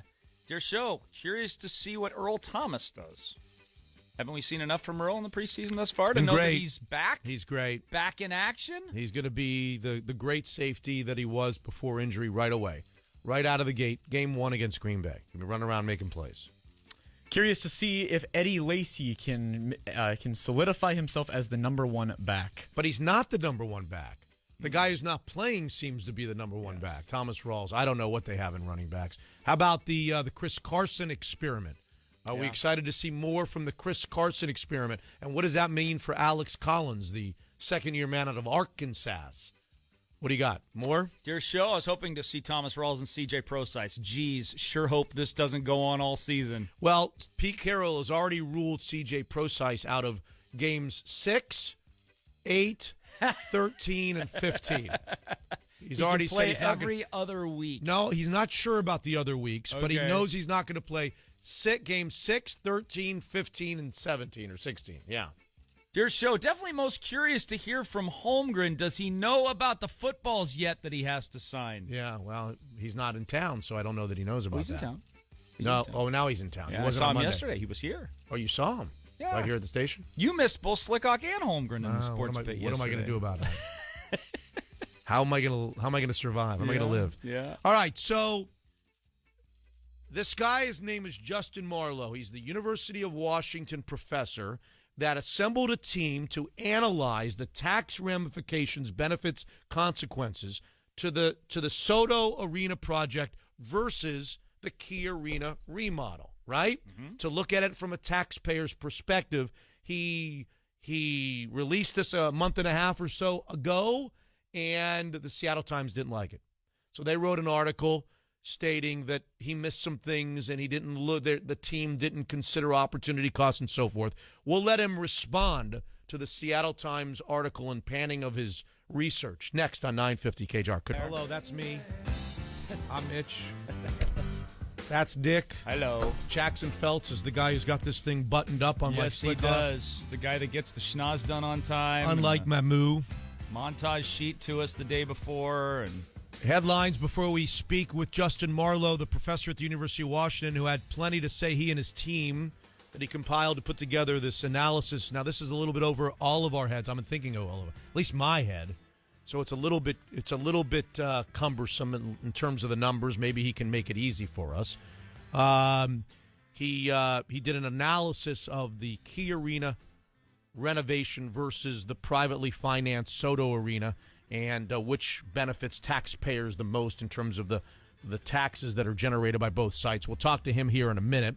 And then he was, by the way, I would say panned is probably the strong word. There was a reflection. There was an article that reflected upon his work in the Seattle Times by Jeff Baker. says it lacks context there, Mitch. Yes, it lacks context. We'll find out Yeah. if it does lack context, and if it does, maybe Justin Marlowe would like to respond to the Seattle Times article about his work and his team's work. We'll speak to him in a moment. The all-important Game 3 of the preseason is tonight. Game 3 is against the Kansas City Chiefs. The opponent, I don't know if the opponent's important to you, who's I'm playing. intrigued. Pat Mahomes? You'll see Pat Mahomes in probably the third quarter. Yeah, You won't see him intrigued to until see the that. you shouldn't see him until No, the you'll third see quarter. the most boring quarterback in the NFL for the first half. We'll see Reese Odiambo get the chance to win the left tackle's job for the Seattle Seahawks, although I don't think he's going to win it. We'll see Russell Wilson probably into the third quarter, first-team offense into the third quarter, first-team defense probably maybe to halftime or into the third quarter. So you're going to see a lot of important football. Some decisions need to be made by John Schneider and Pete Carroll. That's why it's called the all-important third game of the preseason, right? So that's one headline. The other headline is in sports, the Yankees-Mariners series. My goodness. We're getting down to the nitty-gritty. What do we got, 33, 34 games to go? The Mariners are a half game back. They picked up a half game on everybody because everybody lost around them, which leads me to the thinking that maybe the better route to the playoffs is to just cancel the remainder of your schedule and let everybody else play and see what happens. You might have a better chance that way. They're going to go into New York and face a Yankees team that's coming off of the brawl in Detroit. I'm hoping that their whole team gets suspended before the end of the weekend. That's probably not going to happen. Do you sign up for the bogey? Or no, do you put double bogey, triple bogey in play and play the 3 games? You're asking, I sign up for the 1 and 2 bogey to keep you from getting swept. Nah, I understand what you're saying, but I think at this point in the season, I know they're extreme underdogs, but at this point of the season, if you're a playoff team, then you got to play playoff baseball. They're a good road team. Yeah. Just because you don't have the starting pitching check marks on your side of the slate doesn't mean you can't win the games in different ways. That's right. So I would say let's go out and play them and take and put triple bogey into play, the 0 for 3, but also bring 2 and 1 into play. I'm not even bringing 3 and 0. No, 2 and 1 into play. Anyway, there's your set of headlines. Let's segue here, please, and be joined by our next guest. He is a professor of public finance and civic engagement at the Evans School of Public Policy at the University of Washington.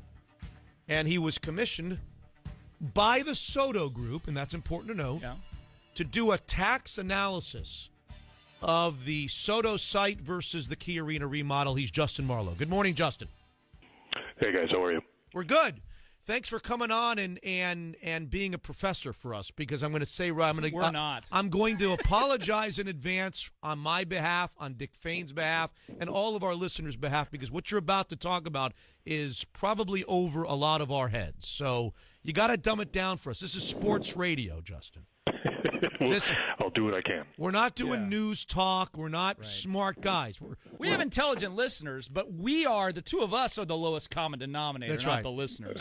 The numbers that we are good with are ERAs, whips, and yards per carry, points per game. When you get beyond yards per carry, pretty good at gambling lines. Oh yeah. Minus 110 spreads. Yes. So start from the very beginning and tell us how this process and this group that you put together came about, and how the work that you did came about, and we'll go from there, please, Justin. Sure. Yeah. So as you mentioned, the Soto Group were in touch with us back in the middle of May, and they had said that they were interested in an analysis of what we'll call the public financing of the stadiums. So the idea was that at that time there was not a lot of conversation happening around what would happen to the city's tax revenues in particular with respect to the two different proposals, to the OVG proposal and the Soto proposal. And I even before they had talked to me, I had kind of sensed that on my own. I had talked to a few people here on campus and said, there just isn't a lot of discussion about that specific part of these different proposals. Lots of conversation about traffic and all kinds of other impacts, but not a whole lot on the tax implications. So they had said they were interested in an independent analysis, and were interested in having us do it in a way that we would do a similar sort of an analysis for anyone who was interested in those kinds of numbers. So we were able to do that, to in effect say, yep, they'll pay for it, but we will do everything we can do to make it independent, transparent, make sure that our methods were really clear and obvious to anyone who wanted to look at the results. So that's ultimately what we produced. We produced two main deliverables. The one is the report itself, where we talk about how we came to the conclusion that the different implications of the different proposals, what they meant for the different public financing implications of both proposals. But then in some ways the more important deliverable is the actual methodology itself. We put together a big spreadsheet that's out there for anyone to go review. They can look at how we came up with our numbers if they want to go through and put in their own numbers and see, well, what would happen under different circumstances, under different types of scenarios. You can do that. And so the whole idea was to say, yes, it's independent, and here's an opportunity for anyone who's interested in this to kind of engage it in any number of different ways. Before we get into your findings, in retrospect, you talked about how you guys were curious on your own. In retrospect, do you wish that you had done this before the Soto Group came to you? And is that a double-edged sword when one side or the other commissions you to do the report? Does that lead to all kinds of wondering from newspapers and pundits that you're on one side or the other, Justin?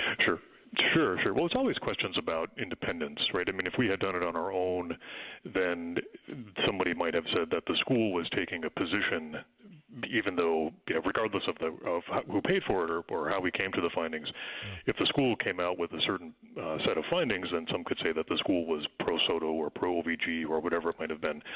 And at the same time, I think the question about independence is an important one, but in all honesty, I don't know that there's a whole lot to that argument, right? I mean, businesses routinely hire independent auditors to come in and look at their books. If you're going to buy a home, you hire an appraiser, you hire an inspector. These are all people who are doing work independently. The bond rating agencies, their job is to go through and do independent assessments, even though they're paid by their clients. So this notion that because you're paid by someone means that you've compromised your independence, I think just kind of flies in the face of what goes on in the real world a lot of the time. So we thought that, I like the approach that we took, and I think that we did good work that will stand up to just about any scrutiny. Are you willing to disclose how much they paid you? Yeah, that was in the report, in the contract itself, which is a public document. Okay. If I remember, it was $16,000. $16,000. I just want to make perfectly clear here, not to be Richard Nixon. I want to be perfectly clear on this. Was not people were not getting wealthy doing this report, and you compiled this team. And I know it's a little bit cumbersome because it's a big report, and I went through a little bit of it yesterday evening. To the best of your ability, kind of bring it to something that our listeners and we would understand. Your findings. Start with the Soto, or start with the Key Arena, and give one versus the other, if you would, Justin. Sure. Well, so what we did, in short, to come up with our numbers, the core of our analysis was we took a set of assumptions that we were able to get from the two proposals themselves. So we looked at OVG's RFP response, and we looked at the details of the Soto proposal, at least as they were in late May, early June. And we took those two different sets of proposals, or two different sets of assumptions around those different proposals, and we applied all that information to this analytical model that I described, where it's basically a big spreadsheet that has a bunch of numbers that you can change and see what happens to different tax revenue flows when you make those changes.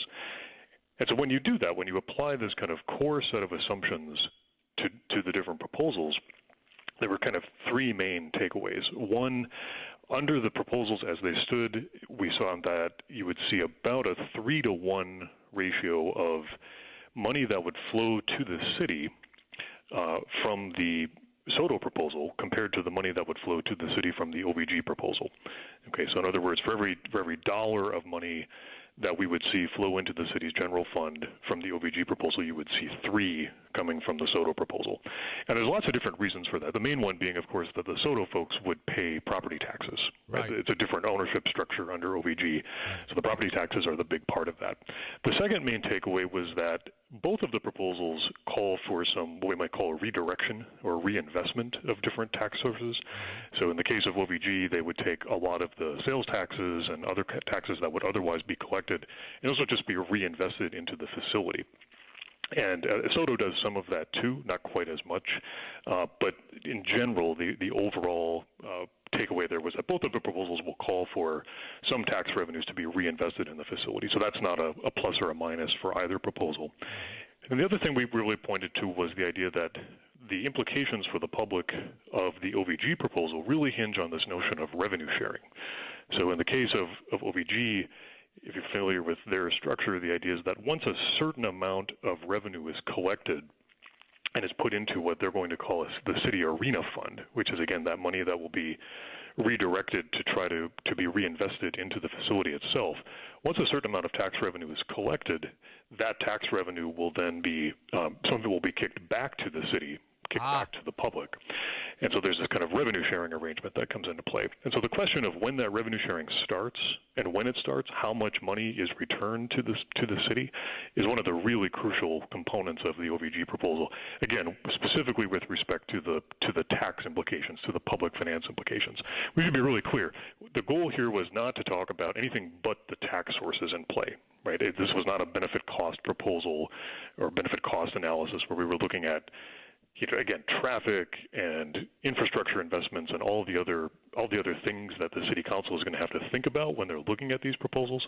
We were just focused on tax flows. And so to do that, those were the three key takeaways that our model suggested. Justin Barlow is the voice that you hear. He's the professor at the Evans School at the University of Washington. He was commissioned to do an analysis, a tax analysis of the Soto plan versus the Key Arena plan. His group came up to a 3-to-1 number, a 3-to-1, $3 back into the general fund $3 of tax money for every $1 in favor of the SODO project. The SODO project would generate 3 to 1. $68 million was that number. $68 million.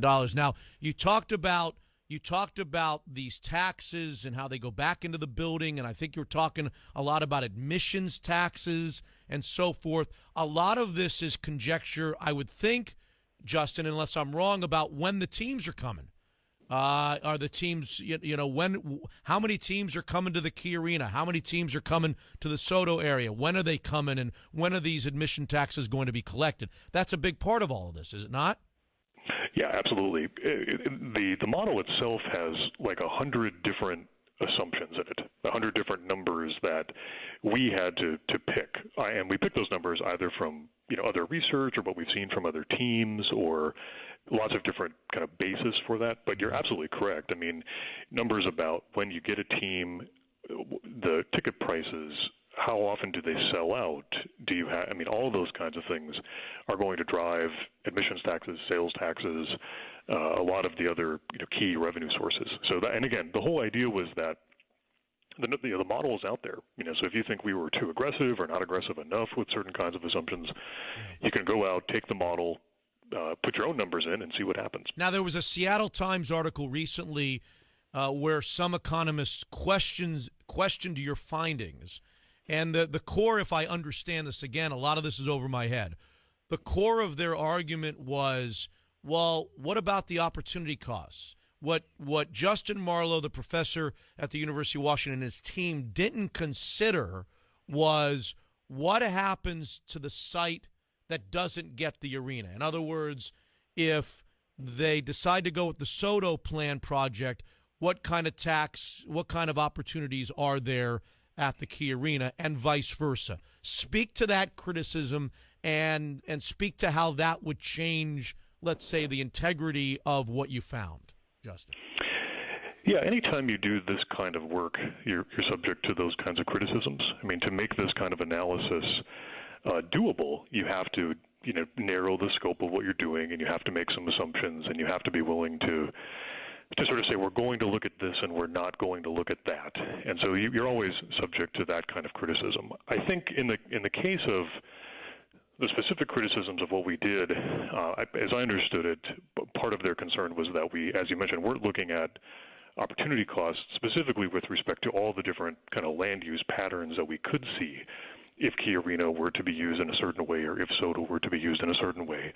And I guess at a kind of theoretical level, that's true. I guess as I was reading that, my response to that was that's a lot of what ifs, right? I mean, if I woke up tomorrow and looked like Ryan Gosling, then I could dance with Emma Stone, and that would be fantastic. Right? So there's a lot of what ifs out there. Yeah. And we just, to do an analysis like this, you have to be willing to say we're going to look at certain things and not look at other things.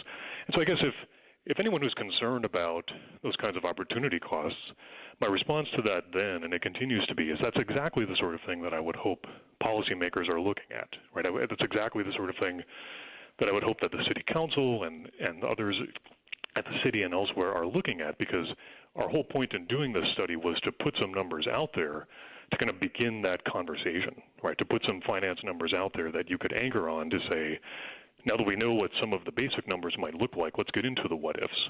And if we've done that, then I think we've been successful, because that was a big part of what we were hoping to do. So the number that I've had in my head that I've spouted out in the air, maybe irresponsibly over the last many months, has been north of $100 million in money that would be generated, property taxes that could go back to schools from the SODO project, maybe over a 30 or 35-year period. Am I off on those numbers based on what you've seen, Justin?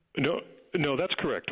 There's two ways to think about the property tax numbers in particular. That $68 million number that we were talking about a second ago is the one that we, based on our calculations just for the city, is what would what would likely happen if the valuation of the property were what it would likely be. Once you layer in, though, some of the other jurisdictions in play, the Seattle Public Schools, the state, then all of a sudden, assuming that the property taxes would be collected in a similar sort of way, then you're right. Then you get to that $100 million number. And that becomes an especially important number now when you look at what the state just did for the McCleary fix, where the state's property taxes become a much bigger chunk of what we'll see for public education. So that's absolutely correct. And again, that makes the property tax implications of the SOTO proposal, I think, that much more important when we think about it relative to OVG. Can you tell us where our listeners can go see more and see the spreadsheet that you're talking about, play with the numbers and arrive at some sort of conclusion, at least from a tax benefit standpoint on the two sites? Or is it a cumbersome email address or web address, I should say? No, not at all. If you go to the Evans School's website, which is just evans.uw.edu, you'll see a link to the Arena Finance study right from that main webpage. Okay, good. Evans.uw.edu. Go to the front page of the Evans School at the University of Washington, and you can go right to the report. You can get I'm sure a synopsis of the report. You can get the spreadsheet itself so that you can play with the numbers, and you can see the work of Justin Marlowe and his peers there at the University of Washington. Thanks for coming on. Appreciate it very much. Thank you, Justin. Thank you, guys. Okay, there's Justin Marlowe, kind of bringing to light the analysis of the tax dollars that'll be generated by the two combatants, if you will. Mm-hmm. Now, the Seattle Times went to economists who, of course, said, well, wait a second, take everything that Marlowe and his team did with a grain of salt because he didn't consider this and he didn't consider that. And as Marlowe says, you can't do such a study. It's impossible without making some decisions and assumptions and saying, hey, we're going to consider this, and you say it from the beginning. Right. You don't hide it. You say, here's what we're doing. Here's what we're going to consider. Here's what we don't know. Here are the assumptions. And I went to the report last night. He starts by saying, here are all the assumptions that we had to make based, and these are knowledgeable guests, knowledgeable guesses at what we had to assume based on the research that we've done. We've assumed the following items, and here's our conclusion. And the conclusion is $3 for every $1 tax money will be generated by the privately financed arena in SOTO over the Key Arena remodel. But again, the Seattle Times says, but what they don't include is what happens to the loser. What becomes of the properties if they do the remodel at Key Arena? What does Hanson do with that land? Is something built up on that land that generates opportunities and tax dollars that you got to consider when you got to consider what happens to the other place that doesn't get the arena, if that makes any sense. Yeah. And that's the Seattle Times' main objection with Justin Marlowe's findings, if you will. Anyway, maybe a little too no, it's good to make too highbrow for us. I mean, I got to go back to school. So what it really reminds me is I need to go to business. Need to go to business school. Mm-hmm. Can I get into business school? Can I get into the university? Or do I have any pull? Can I get into Washington's business school? Probably could. It's never too late, is it? Right? Never too late. Here's what I know. I don't know much about tax dollars, and I don't know much about the Evans School, and I don't know much about public finance. But what I do know is a good football seat when I see it. And when I see two seats that are split by the 50-yard line on the first level, and I identify that the Cardinals are playing the Seahawks in the final regular season game of the year this year. Which we'd already determined what the stakes will be in that game. It's going to be determining home field advantage. You're going to be determining number 2 seeds, buys, and everything else. Yep. I'm not bright enough to understand Justin Marlowe, but I'm certainly intelligent enough to be able to identify two 50-yard line seats to the Cardinals-Seahawks game in a big game when I see them. And we're going to attempt to give them to you, and all you got to do to get in the hat for the drawing is to answer the following question in our next segment.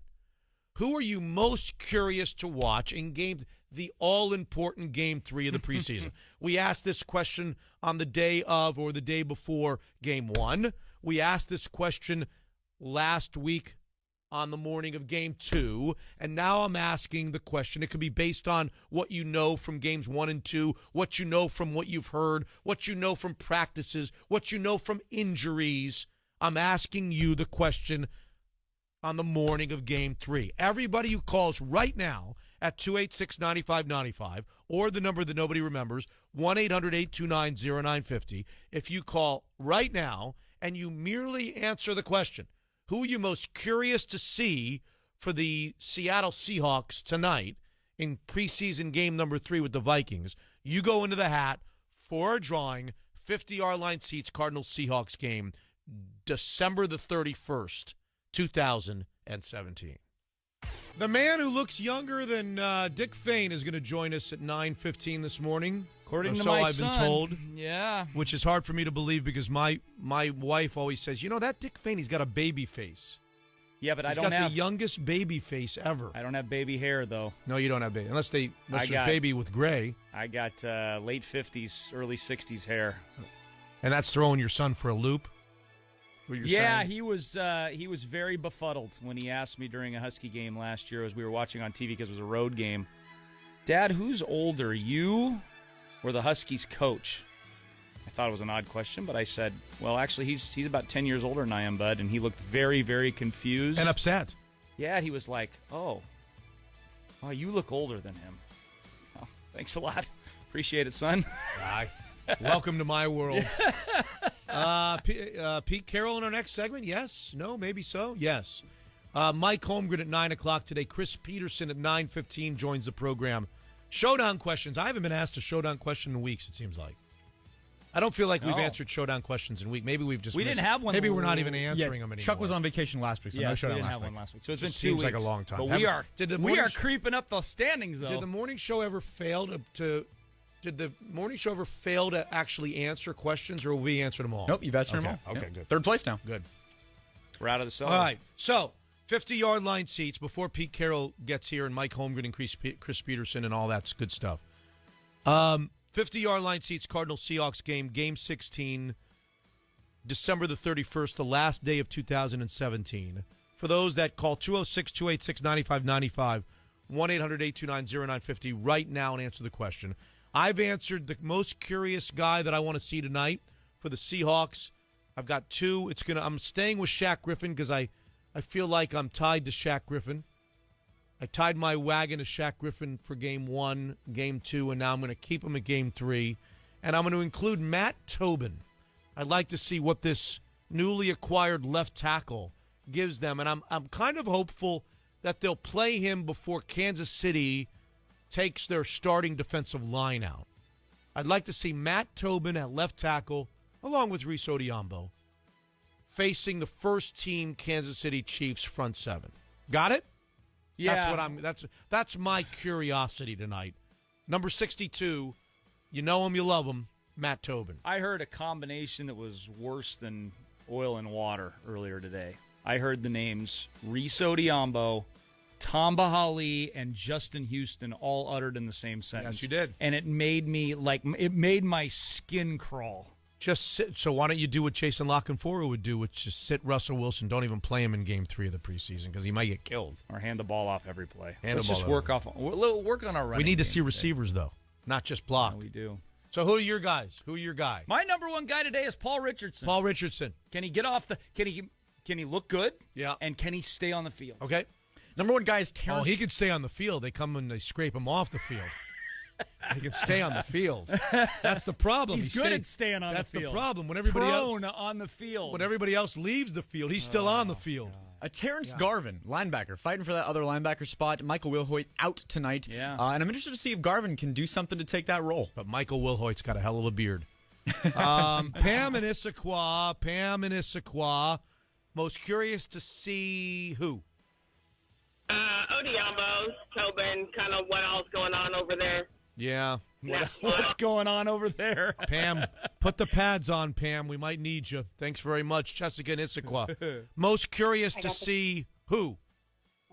I got the same answer, Reese Odiombo. I want to see what they're doing on that O-line. Oh, boy. But we saw a lot of them last week, and mixed results would be putting it kindly. Tony, why is Issaquah? I think we're big in Issaquah this morning. We are. Tony and Issaquah. You're most curious to see who? Eddie Lacy. I want to see what he can do with Procise and Rawls out now. Well, Eddie Lacy's prove something. You saw him the last couple of weeks, right? Yeah, I need him to show us what he can really do and why we brought him in here. You've not seen enough from him. He seems like he's been doing like 80% max out there, just kind of trudging along. But I want to see him churn and burn. Okay. Pat, churn and burn. Pat in Tumwater, you're in the hat for the 50-yard line seats to see the Cardinals and Seahawks. You're most curious to see who? Kason Williams. I want him to finally replace Jermaine Kearse. He's 2 for 2 so far this year in the preseason. Wow. Some think he's already made the team.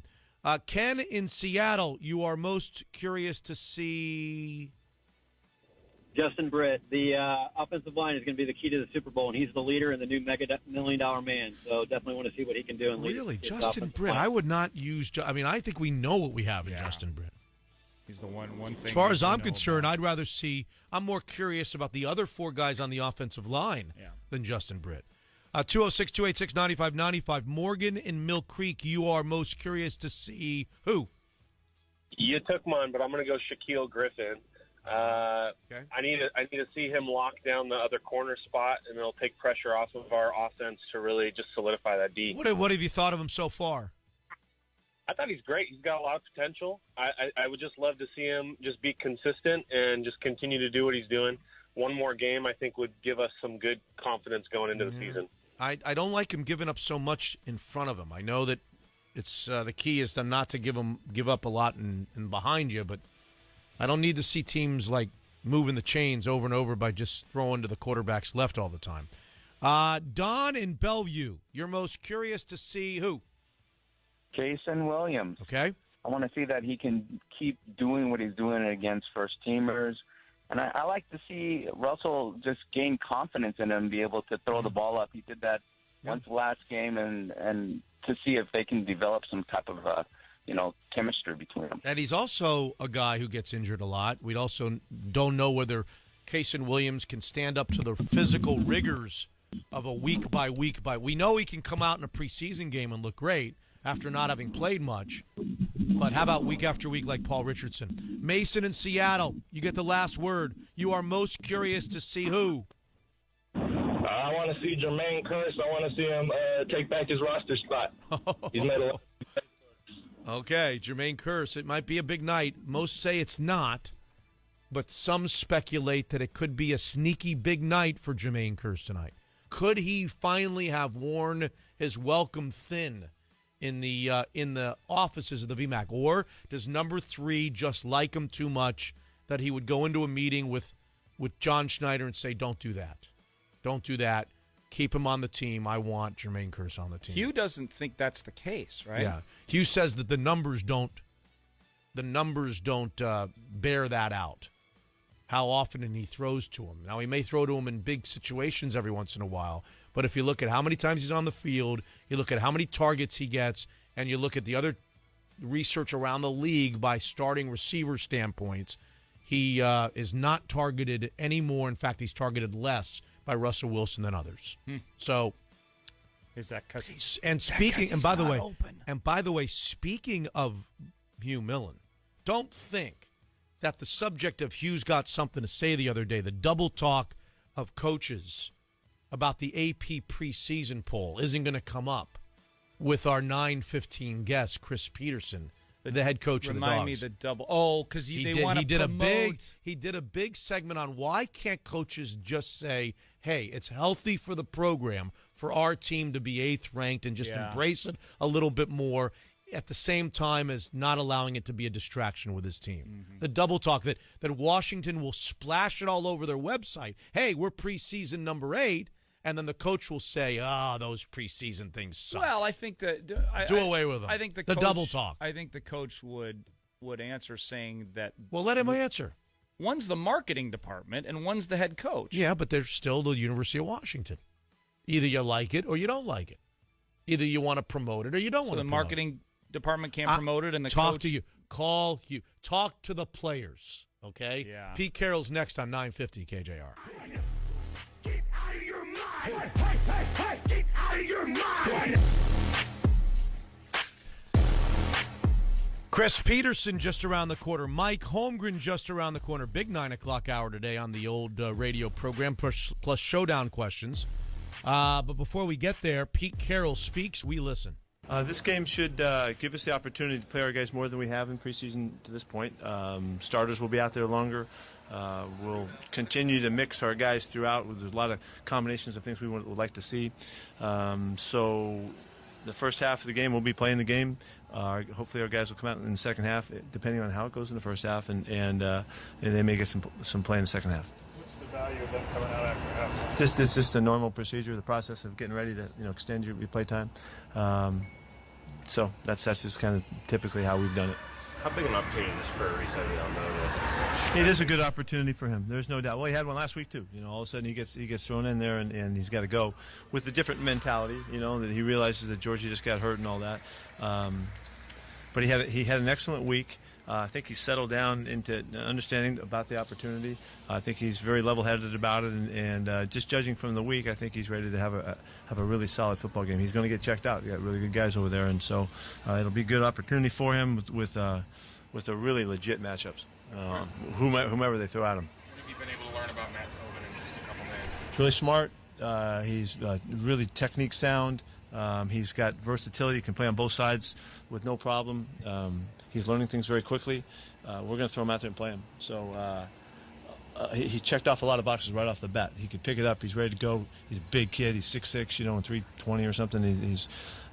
He's got some real versatility to him that we really like. But we'll see how he does on the left side first off. How are Rawls and Process doing? They're both doing really well, and they're both right there to play. Both guys, I think, if we were playing in a regular season game, they'd be pushing to play. We'd be pushing them to go ahead because we thought it was safe. But let's just take another week. That's really how we do it. Let's take another week and get them through this weekend, and then we know that they'll be better off if we do that. So both guys have shown really well in practice. We know what we can do with these guys. We just wish that we were getting the continuity of them playing with us. But other than that, we need to get them healthy as we can get them and going into the opener. How has Tyler Lockett looked in practice? He's competed in practice throughout. He's this week. He's looked very, very confident. He's looked fast. I'm still watching him, though. I still want to make sure that we're taking all the time we have available. There's no reason to rush him. He's a fantastic competitor. He knows what we're doing. He's well schooled on everything that we're asking him to do. We love the player that he is, so we're going to just continue to make sure we maximize his security and safety for his return. So that's what we're doing. What would be the reason for him to play preseason years? Well, he's dying to play football. He wants to play. He wants to just get the field and get out there. All these guys want to get out on the field and get going. We may or may not exercise that. We'll see. Paul Richardson, where is he? He's ready to go. Yeah, had a very good week. He's fine. What would you like to see out of your running game these next couple games? We'd like to see continued consistency. We're making some yards. We'd like to see if we can really start to hit it, and so that we can establish a real good confidence about it and a good feeling about it. I don't have any question that we're going to run the football much better than we did last year. Just the fact that Russell's ready to run around is a great addition. But the bunch of guys we have battling for it, these guys are really after it, and the competitiveness of them is going to bring us really the kind of production I think is going to match up with what we want. I'm really excited about it. The entire offseason has been focused in that direction. It seems like everything has moved in that direction, and so we in the next few weeks and maybe into the season we'll settle on who should be getting the ball the most, and I have no concerns about that at all. I love our guys, and I'm kind of just wait and see how it unfolds. Where's Michael Wilhoit's situation? He's had a nagging calf issue, and it just hasn't quite gotten right. We're just trying to get him back. He's not ready to go yet, and that's very disappointing for Mike. Mike's a really good football player. In that which he's shown has been really clear that he can help us in a number of ways. So here again with him, we're trying to make sure that he's ready to go and when we put him out there. What's DJ Alexander's status? Has he been able to get back to you yet? He went through a process last week, same as KJ did. He was just a couple days behind him in in the cycle of it. He didn't quite make it back this week for this game, but next week should be, and hoping we can keep him moving forward, the chance for him to show. I really love this kid, and he's got a bunch to add to us, and particularly in special teams, and we're going to see if we can get him right for really for the opener. You want KJ to play this week? Or KJ's playing. Process sounds so mysterious. I know. Okay, nobody said, I've never had the okay that I can talk about it. I don't even know if we can't talk about it. So I was always afraid I wouldn't pronounce it right. But what I know it's called is regenikine. Okay? That's the process they went through. So you guys can look it up.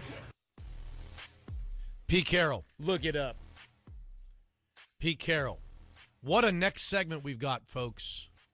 In the very same segment, when we start the 9 o'clock hour, Mike Holmgren will be with us talking about what happens tonight in the preseason game and what's to come and whether he'll sign 20 footballs.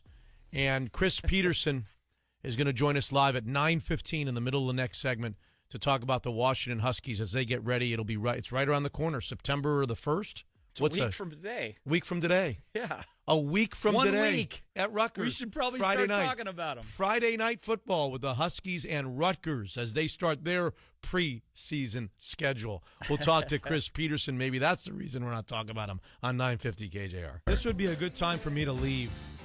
No, this would be a good time for you to be here. No, I think this would be a good time for me to leave. I'm a little nervous. I can't handle these next two guys in one segment. That's a lot. That's a lot of coaching power. That's a lot of there. We just had Pete Carroll, and that's a lot of firepower. Mike Holmgren back to back with Chris Peterson, 2 Hall of Fame coaches, right? Yeah. As we all think Mike should be there. Here's and we the all problem. know Chris is going to be there at some point. You want me to ask him about, and understandably so, as do Husky fans, about individual talents on this Washington team. There are a lot of position groups. He hates talking about singling out individuals. He likes talking about position groups. He likes talking about position groups. He doesn't like talking about those either. What am I talking about? He does, will. But like, if I asked him, how you going to use? How do you say the guy's name? Savon Ahmed. Yes. From Kirkland, Washington. Juanita High. He's the fastest. Why are you putting your thumb? You don't like Savon Ahmed? Go L-Dub Kangs. Juanita sucks. Yeah, shut up. The Kangaroos. Yep. Ahmed went down to a camp in California with all of the top recruits from the West Coast and won the 40-yard dash. What'd he run? 4.29, something like that. 4.2. So knowing that Chris Peterson doesn't want to be on with us, and knowing that he's just going to tolerate us, and it has nothing to do with us. He doesn't want to be on with anybody. And knowing that he's not going to like any question, with a baseline knowledge of all of that. Yeah. How do you think he's going to like the question? Hey, Coach, how do you plan to use Savon Ahmed this year? In what roles and exactly how are you going to use him? How do you? Because he's been on both sides of the ball. What do you think? What do you think he's going to say, or not say? What do you think he's going to think to himself as how excited eager is to answer that question about a true freshman, right? Yeah. Or is he redshirt? He's a true freshman. True freshman who's never played a down of football on either side of the football, and he's just trying to learn his way, and he doesn't want to put the bar too high. How do you think Chris Peterson's going to enjoy that question? He'll get it dialed down. No, I won't. He'll answer. But he's not going to enjoy any question. But he's going to hate me. It's going to be like you're not going to root canal. I'll ask him the questions then. You check off the ones on there that you think he'll hate the most. Yeah, and I'll ask him those. Okay. You ask him the ones that he won't. You don't think he'll bristle. That means you're doing the entire interview. All right. Hit the button. Let's talk to Mike. See, here's a guy. Once you're a coach, you're always a coach. Who never cared. Do what once you pass the ball. Sit down. Never cared about man in the questions. NFL Bad questions. Tough questions. It never leaves you. Find in your spot. Everyone. See where it is? Bang, you get the ball. Powered by El Gaucho, by Sharp Vision Modern LASIK, by Advanced Hair, and by Master Park Airport Valet Parking. Okay, let's do it. One more time. Now, Mike Holmgren on Seattle Sports Radio 950. Coaching, teaching, that's always been very, very important to me. KJR. I always felt like, and I'm going back to the days when he was the coach and the president and the Grand Poobah. Way back when? Like the last century? Is that what you're talking about? When he rode in on his motorcycle. And he was the young, dapper, chipper, very wealthy, young president and coach of the Seahawks. Mm-hmm. I always felt like I could ask him anything. Yeah. And you know what? Not only could I ask him anything, I almost felt like he answered every question that we asked. Maybe he wasn't exactly complete. Well, I think pretty out front. No, he's one of the very easy coaches to talk to. Yeah. One of the very easy coaches. You were good that way. And you know what they said about you when you came from Green Bay? What? You're not going to like Holmgren. Who really? said that? Yep. Who said that? Oh, yeah. They told me. They said they warned me. First of all, he's not going to be approachable. He's not going to be accessible. He's not very media friendly. He's a tough nut to crack. You're not going to like this that wasn't guy. very nice of Dave Pearson to say. And I didn't say Dave Pearson said that. And then here's what I remember. Doing an interview with him and saying, it didn't feel as bad as everybody was saying it was going to be. And then I went out there and I met him for the first time.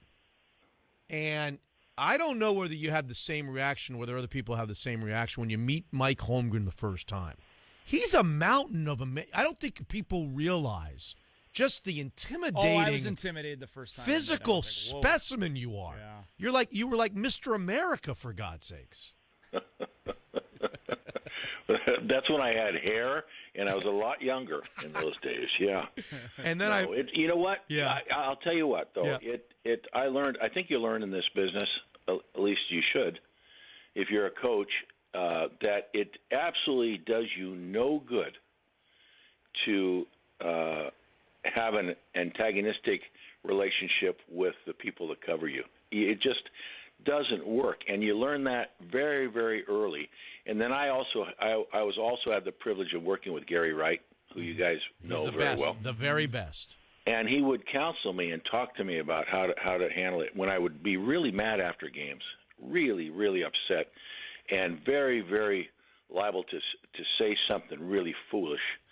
And he'd go, in that little room before I walked in there, he'd go, Mike, why are you mad? And I'd say, I don't want to talk to you. I don't want to talk to you. I don't need counseling right now, Gary. And he'd go, he goes, why? Why? What's on your mind? And he'd get me so riled up, I'd just start yelling. I'd start yelling, and he'd nod his head, and I'd be, yeah. And then it'd be all over, and he'd go, do you feel better now? Are you okay now?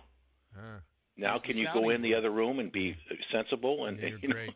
He was tremendous. Yeah. He was good. So the reason this comes up is, and maybe you can share with me some advice. We've got a guy who coaches the Washington Huskies. Well, I'm gonna state some opinion, but they're pretty close to fact. Okay. Yeah. Number one, he's got to be one of the top 3 to 5 coaches in America. I mean, he is so great at what he does. He's excellent. Yeah. Number 2, when you talk to him, like today, in a few minutes after you're finished telling us about the all-important preseason game number 3, when you talk to him, you feel like he makes you feel like that. He cares and he enjoys being with you, and he's funny and very good. He'll laugh with you and he'll talk with you and he'll chat with you, and there'll be never any suspicion that this guy isn't enjoying his time together with you on the phone. That's right. Fact number 2. Fact number 3, he despises being on the phone with us, even though he's saying and acting all the right way. And it boggles the mind because Dick was just talking about it. Every time he gets up on a microphone, every time he addresses the press, every time he's on our show, you would think, God, the guy is terrific. Engaging, pleasant, funny. Terrific. You can't be as good at anything in life that you don't enjoy. I mean, it's impossible to not enjoy something and be so good at it. So I don't know how to handle it, Coach. Why don't you play the role of Gary Wright and tell me how I handle a guy like that? Well, I'll tell you what. If you don't know how to handle it, I'm serious about this. If you don't know how to handle it, then it probably can't be handled because remember I was doing the Super Bowl last year, and one of my jobs was to interview Belichick. Yes. And I talked to you, if you remember. I talked. Yes, how do I do this? And you kind of said, well, why don't you approach it this way? This might work. And I went in, and because he doesn't talk, he doesn't answer questions, he doesn't do anything. But I went in. He came out, and there was a bunch of people there with the radio people, of course, and we're sitting down. He comes out, sits in a chair. Well, first of all, you didn't tell me to do this, but he was wearing a pink shirt. If you remember my pink shirt in the old days that you gave me a hard time about. Yes, I do. Yeah. Yeah. And I said, "Oh, wait a second." The first thing I said is, "Just wait a second before we start this interview. Did you wear that pink shirt to practice?" I said, "Because that is really bad." And he starts laughing. He just starts laughing. Yeah. And then we do the deal, and I asked him some of the questions. I talked about his dad. We talked about this and that, non-football stuff. That's and, the best, yeah. And then they said after the fact that in the 9 years that Westwood once covered the Belichick's Super Bowl, the 6, the 3 as assistant coach, he talked more in that interview than he had if he put the 9 together. So with Chris's case, and I agree with you, he is really a good guy to talk to, and I've known him for a long time. He has a philosophy, I think, about his team and his players. He's going to be very closed, very, very closed. And if I were to tease him about it, I would tease him about it if I saw him at practice. I said, "Hey, open up, smile a little bit, let him know." But Mitch, if you can't do it, no one can. Oh, you're very kind. Mike Holmgren is with us and Chris Peterson in just a few moments. So let's talk about, if you want to get specific, we can do that. I don't know how close you've looked at it. We can talk generally about preseason game number 3 and why it's so important that first-teamers come out of the locker room and play in the third quarter and all that good stuff. I know I've asked about it before to you, and let's ask it again because we're on the morning of the third preseason game, Coach. Yeah, it's the game that's probably the most important of the 4 preseason games, I think, because you're going to play your starters. Typically, teams play their starters a full half. And then they come out in the second half. You want to see them, how they respond after halftime and all that, and get them used to that feeling because they haven't played very much so far. That's generally speaking. So it's a very, very. You're not going to play them next week, the starters. So this is really the time to have any questions you have answered. And I think in the Seahawks case, it's funny. I was thinking about it this morning before you phoned in. This is it's like. Here we go again. I have the same questions, and I want to see the same guys in the third preseason game as I did last year. Left tackle, running backs, how the corner is going to play opposite Richard Sherman. You still have the core guys, the Wagners, the Shermans, Russell Wilson, and no one worries about they're going to be fine, and that's why they're a great football team. But they do have now some questions that would be fun to. You got to watch those players tonight. Particularly, I'm thinking the left tackle. Mm-hmm. How's he going to handle it? Because Kansas City's got some guys that can rush the passer. Right. Mike Holmgren is with us. Talking about the corner, Shaq Griffin. The first game, he was really good. He showed some catch-up speed when it looked like he was beaten down the field. He caught up and knocked the ball away. We love that. He's got great speed. Last week was interesting. The Vikings, Sam Bradford, threw at him early and often. And they completed something like 5 or 6 or 7 balls in a preseason game on Shaq Griffin, and yet they were all in front of him. So the narrative after the game was, well, Mitch, he did great because he didn't get beaten deep, and that's the most important thing. He kept everything in front of him, and I started thinking to myself, are we bending over backwards to be nice to this young man because – he didn't get beaten deep, but they moved the chains over and over and over right down. They, as Stram said, they matriculated the ball down the field by throwing the ball at Shaq Griffin. So how important is it that he do more than just not get beaten deep on the side opposite of Richard Sherman, Coach? I think it's important. It is, but it's a tough deal for a rookie. I don't care who the rookie is. You come in there and it's hard, and you're going to get a lot of action because teams won't throw it at Richard very much, and so he's got to learn that, and he's got to learn the Seahawk style of playing corner. They have a couple of little different techniques that they teach that are a little different than probably he grew up with, and so he's going to have to learn that. But it'll be a learning experience. But we could have go out there and not get beat deep. You just line up 40 yards back, and So that's not good enough. Yeah. That's not good enough. Now it's a good thing. Yeah. But that's not good enough. Yeah. So final question for Mike Holmgren before Chris Peterson jumps on. the left tackle position, which you talked about, Reese Odiambo is going to be the starter, and he didn't do so well last week. And they got a guy that they traded from Philadelphia who wasn't even going to make the Eagles team. So there's some real question marks at left tackle.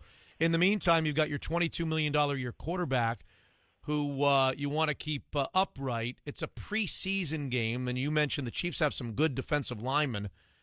How worried are you going into this one if you're Darrell Bevell saying to yourself, okay, the last thing in the world in a preseason game I want to do is get the guy hurt or get the guy stepped on his foot or his ankle or his knee? You know, how careful are you with Russell Wilson, even if it is preseason game number 3?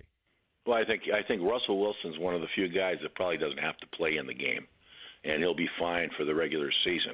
But he'll want to play, and early on, you have to see how this is working, because if they're holding up okay or he's getting the ball out of his hands quickly on passes, I think they'll be relatively careful that way, because you're exactly right. Nothing can happen to him. That's a bad thing, particularly in the preseason. So, but they're going to have to see. This is a big test for their left tackles. Both the guys are going to be playing left tackle, and they have to learn that. You got to see if the guys can hold up. So, and you probably, if you had to pick a team to go against in the third preseason game for that evaluation, Kansas City's a good team. That's a really good team to face. But I think Darrell will probably be pretty careful in his play calling. All right, the great Mike Holmgren. Now, you counseled me how to handle my next guest, right? You gave me some tips, some pointers. Because I told you that every time I speak to him, he comes across as a man who really likes me and enjoys my company. And then I'm reminded that he really doesn't. And so I thought maybe you could help soften him up. If I toss Coach Chris Peterson on, legend, and I said it earlier, I think he's one of the top, if not the top coach in America. Here I have my idol, Mike Holmgren, who is one of the great coaches in the NFL, belongs in the Hall of Fame. I've got the two of you on the line at the same time. Maybe Coach Holmgren, you can ask him the hard questions, because I'm afraid of him. I don't want to ask him the hard questions. You want to say good morning to Coach Peterson, Coach Holmgren? Yeah, I sure do. Say hello. He's there. Oh, he's on the line. Hey, Chris, how's it going? Hey, Coach Holmgren, how are you? I'm doing fine. I want to tell a quick story here before Mitch takes over the interview. You know, the guys in the studio, I don't know if you know this, but Chris played against me when he was at Cal Davis, and I was coaching at San Francisco State, and of course they beat us. He had a great game. He had a great game, and it really slowed my career path in coaching down because we lost that game. Yeah. Had he been a little bit less effective, I might have been in the NFL a lot sooner. It slowed him down for about 1 hour. Yeah, that's about it. Well, you know, Coach Holmgren, before you go, I asked Dick Fain, who's the resident Washington expert on this show, to help me out with some things that Husky fans want to know. And he gave me this list of things to ask Coach Peterson. And I'm looking at these things, and I'm saying to myself, Peterson will never come on the show again if I ask him these specific questions. So would you do me a favor, Coach Holmgren? And I know that you've never heard the name Savon Ahmed. That name you have never heard that name. But Coach Holmgren, before you go, just say, Coach Peterson, how are you going to use Savon Ahmed this year on offense and on defense? Please, would you ask him that? Maybe he'll answer you. It doesn't count. You just asked it, man.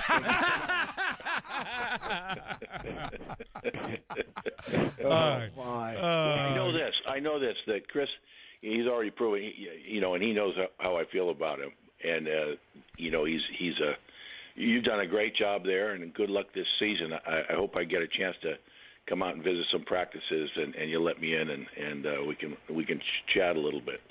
Anytime, and just let me say this. I can't tell you, I'm just looking forward to the day that maybe you and I can just sit down and do a radio show together and just critique the hell out of everybody else that plays football in this country and have all the answers. I can't wait to that, because you know how it is. You get to Game 4, and it's like, I don't know. I don't have many answers, but everybody else seems to have them all. So I can't wait till we can sit down and critique. Well, you know what? I'm looking for during that critique, what I'd like to do is have us critique the radio hosts you're talking to all the time. I think that would be. We put them on a list, give them grades. Yeah. That's what I was talking about. I wasn't talking about football. I was talking about all the radio critics out there. That's what me and you will critique. Now, hold on a second. Hey, Peterson, you just said that Coach Holmgren is always invited. You know, he's a member of the media, and I heard that media is not invited to your practices very often. How you gonna make an exception for Coach Holmgren of the media? He's not. I don't consider him a member of the media. We all know what he is at heart. He's a great coach. He's a coach at heart. That doesn't count. All right, Coach Holmgren, I'm going to let you go so that I can fire off all these root canal questions to Coach. All right, good luck, Mitch. All right, good luck. Thank you very much. Coach. There goes Coach Mike Holmgren. How you feeling out there? How's the anticipation? We're a week away. How you feel? How are the guys feeling? How you give me a state of the atmosphere out there in Montlake? Yeah, I'm feeling fine. It's getting time to play. You know, I want to go back to Coach Holmgren though, but you know, we might have talked about this before, but so. Yeah, I played against him when he was coaching at San Francisco State, and I was at Davis. But really when I got to know him is I had got done playing at Davis, and I was for their training camp when it was back in Rockland, and Coach Holmgren was the offensive coordinator there. I was a gopher there, and I just did whatever they asked me to do. Really? And one of the things I did was just film the meetings. And so he would present to Joe Montana, Jerry Rice, Roger Craig. I mean, this was in their heyday. And then I would go to the quarterback meetings, and the quarterbacks were Montana, Steve Young, and Steve Bono. And so I'm just a fly in the wall watching this all go on for a month or so in the preseason. And then at night we'd walk down the hill, and myself and another young coach, and Coach Holmgren would just tell us like the Bill Walsh stories. And I mean, it was the most enlightening. It was probably in the month that I spent with those guys, I learned as much as I learned in the next 5 years of just paying attention to these great guys and listening to Coach Holmgren talk. And it was something that it was a long time ago, and I remember it like it was yesterday. When I look back how long it was, I'm like, that can't be that long ago. Is how profound it was on my whole deal. Do you have a quote unquote mentor? A lot of these guys come from a certain tree, or really, like if you ask Mike Holmgren that, he'd say Bill Walsh without a half a second going by. Does Chris Peterson have a guy or no? So I think that's the unique thing is I do. I have a lot of them. It starts with the coaches that I played for at Davis. There's not any one. I mean, I've been so blessed to be around people like Coach Holmgren. But so Paul Hackett was another guy that was the OC at one time for Bill Walsh at the 49ers. He was there. He was the head coach at the University of Pittsburgh, and I got a chance to coach with him. And so then, certainly when I was at Portland State, Tim Walsh, who's down at it's coached for a long time down at Cal Poly, and then Mike Bellotti and Dan Hawkins. So everybody thinks these head coaches, which they were awesome to learn from. But I learned as much from being around. I can't tell you the awesome assistant coaches that I have been around when I was assistant, and I learned as much from those guys. Just paying attention, wow, this guy's really special in terms of how he does this. Everybody talks about the head coaches, which is important, and you got to get a right guy that knows how to set culture and all those things. Mm-hmm. But you learn so much from just your peers, and that's one of the things that I always say. If there's anything that I've maybe done well, I've just paid attention to the guys that I've been around, and I've been blessed to be around some really elite people. Do you eat sunflower seeds? Okay. What? I'm going to ask you a question. Do you eat sunflower seeds? Sometimes. Okay. You ever get that real sour one? You're just going through life. You're enjoying a sunflower seed. You got a few in your mouth, and all of a sudden the real sour one hits. The reason I ask that is because this week the polls came out, or a few days ago the polls came out, and I saw where your program was ranked number 8 in the preseason. And my first reaction is, oh, isn't that nice? Washington's ranked 8th in the preseason. My second reaction is somewhere Peterson his face is like he got a really sour sunflower seed. Is that about right? No, I'm so over and past that. Preseason rankings. I mean, I think from the outside, you guys all think we make a big deal about that, and he doesn't like that. Okay, it's just a non-factor. We didn't say one thing to our team I've not even mentioned that to our team. Like, did you see this came out? Don't pay attention to that. Did you see that came out? We got to earn it. We don't even have that conversation. That's so much like not even important to us and to the kids. And if I thought it was, I would have obviously a big conversation. I mean, we're so far past like what that means, which is nothing at this point. We didn't have one conversation with one guy around here about that. But certainly you've heard, and we've got guys on the staff. We got quarterbacks formerly of the University of Washington on the staff, Hugh Millen. You've heard people say, now wait a second, Coach. Yeah, it's a non-factor in terms of this particular football team that Coach Peterson and his staff are trying to get to play the best possible football that they can play. We understand that. But others would say, in terms of the health of the program, in terms of what young people see, it can't hurt, and it's healthy to see your program listed with some of the great programs around the country. No? Yeah, and maybe that's great for all the outside stuff, that's not in this building right now. I get that, and so I'm not squashing that in terms of.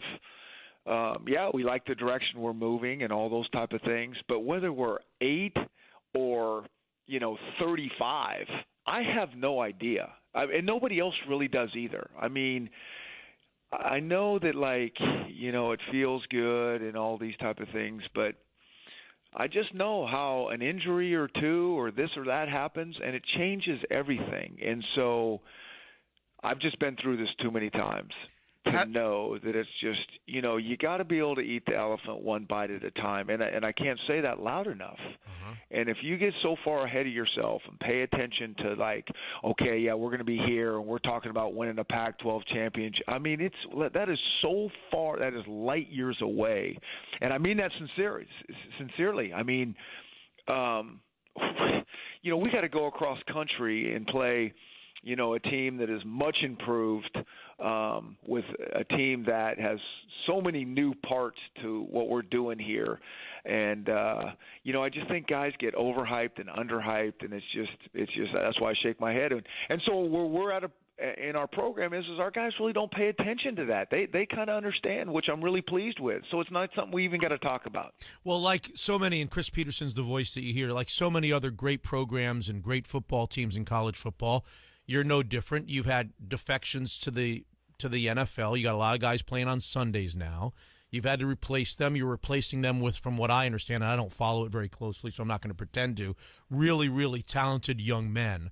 I guess what I would be interested in hearing from you is, do you recall how you felt on the Friday before the first game, a week before the first game last year, versus how you feel about your football team right now, a week before the first game this year? Yeah, probably similar, but for completely different reasons. Because you have different set of problems every year. Mm-hmm. And so it's relatively the same, so much unknown. There's so much unknown about your first opponent, which is really nerve-wracking. Once you get a couple tapes of what they're doing this year, that really helps you calm things down. At least you got an idea what's going on. And so you have really that uncertainty of the first game. They have a bunch of transfers that we've seen a little bit from where they played before, and just a lot of new guys playing. And now they have a new offensive coordinator. And so you got all this real uncertainty, which that's really hard to deal with because, how do you plan for that? I mean, you got to be ready to adjust on the fly.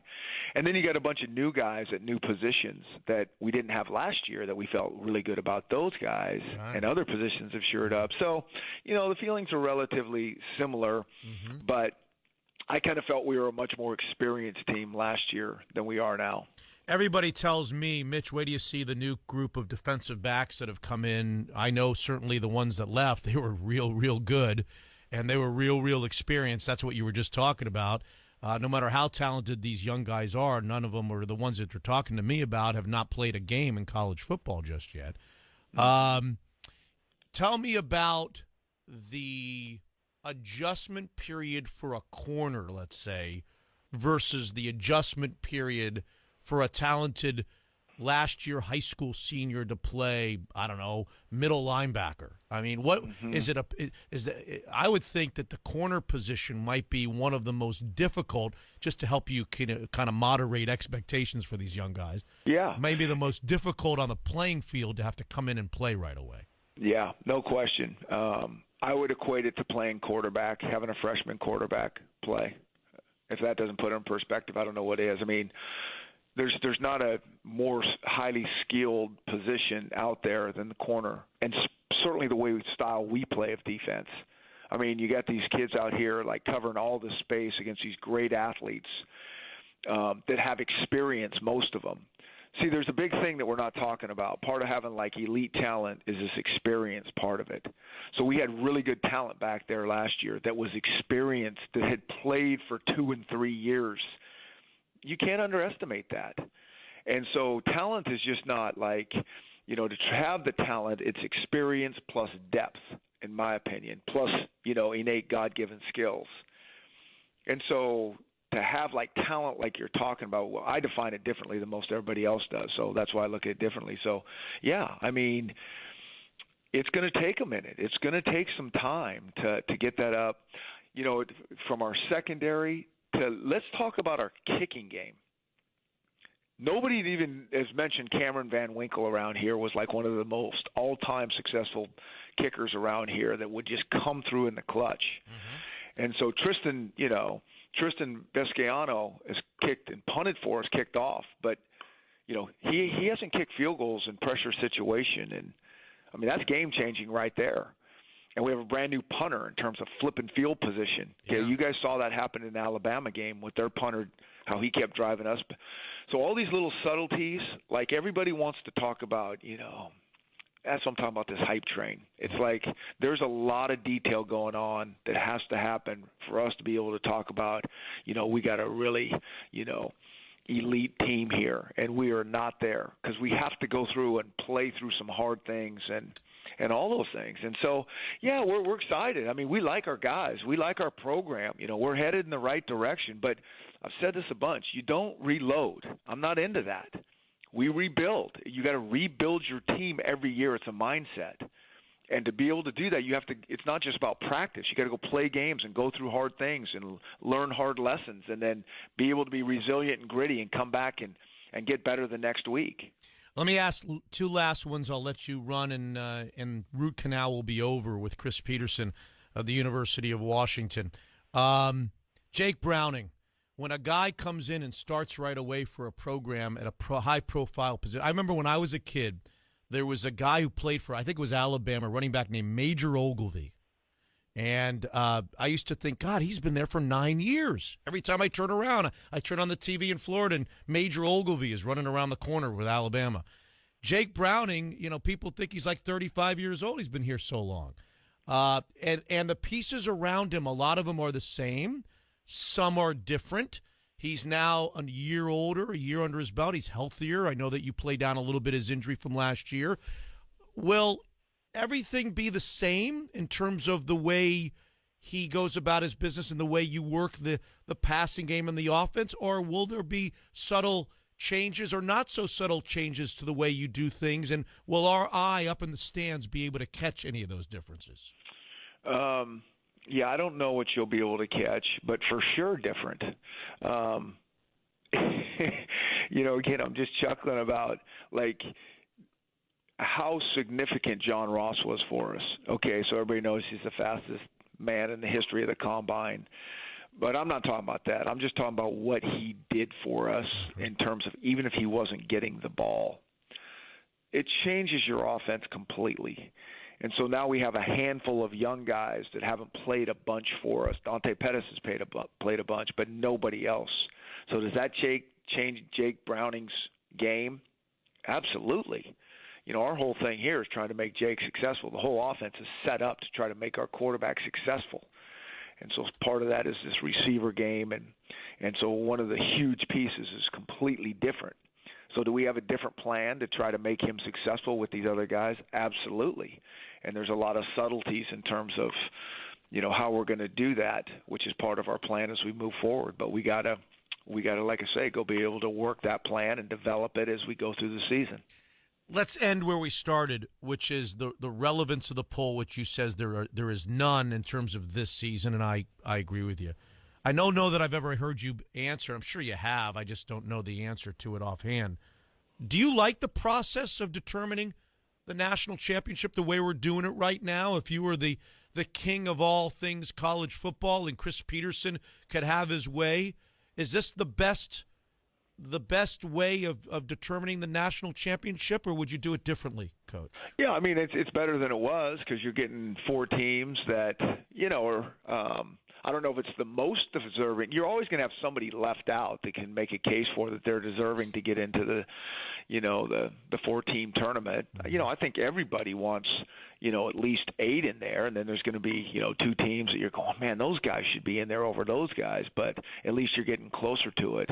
But it's just hard to get that done. There's just so many subtleties that, like, okay, so if we had an 8-game tournament and it extends this season this much longer, I mean, how are you getting that done with school and injuries? And, you'd have to cut down the regular season, in my opinion, and so, I mean, we can't hardly get anything done in college football, come to a consensus on, recruiting and early signing periods and all that, let alone how to figure this thing out. So good luck with that. But I think every coach would like to, have the tournament be a little bit bigger than 4 teams. Well, thanks for being back on. And I want it to be known for the record. I want you to hang up the phone and know Mitch did not insist that I answer the Savon Ahmed question. Okay? Okay?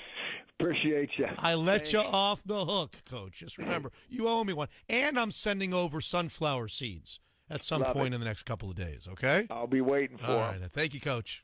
All right. Thanks. All right, Chris Peterson right there, Coach Peterson of the Huskies. Who are going to be the running backs? I could ask all those questions, and I can feel across the way that he doesn't want to single out players and put expectations. We all know the names. I even know the names Byron Murphy and Jordan Miller and Austin Joy. I know these guys. But as soon as I say the name Byron Murphy to him, he's going to be like, ooh, I don't want to hype him up. You just heard him talking about it. I don't want to. He's a young freshman, for God's sakes. Let him.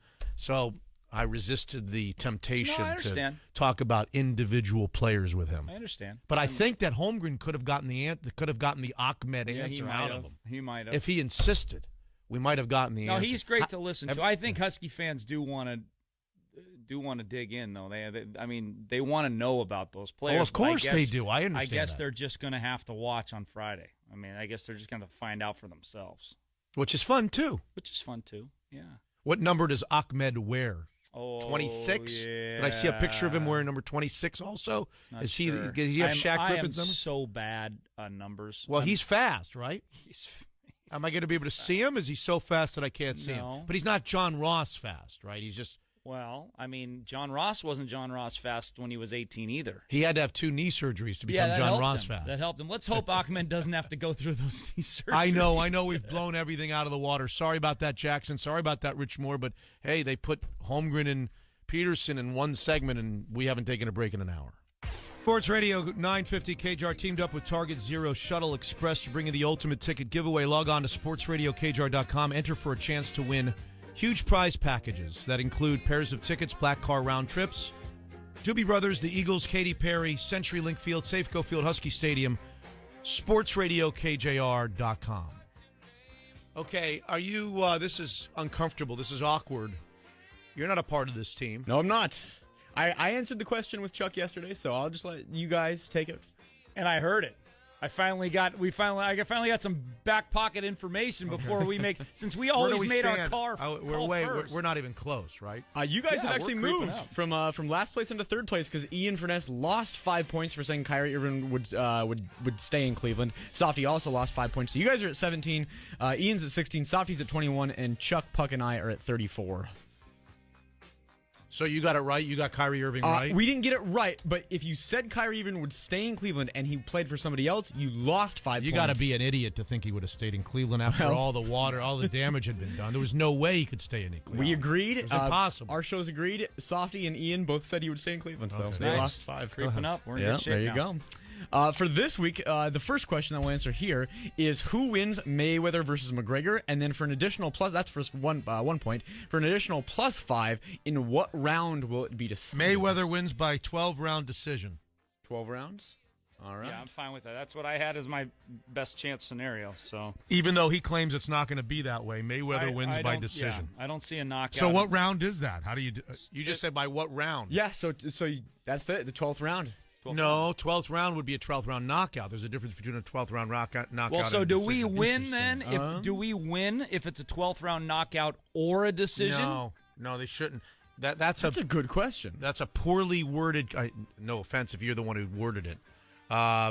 No, Chuck worded it, so I'm wondering how what round? How do you do what round? I'm saying no round. It's going to be a decision. It's a decision. It'll be decision. Okay. I say Mayweather, but you okay with that? Mayweather by decision. I'll ask Chuck, and if 12th also applies to decision, then we'll take that. But we're clear. We're doing a decision. You want decision. Yeah. Got it. Yeah.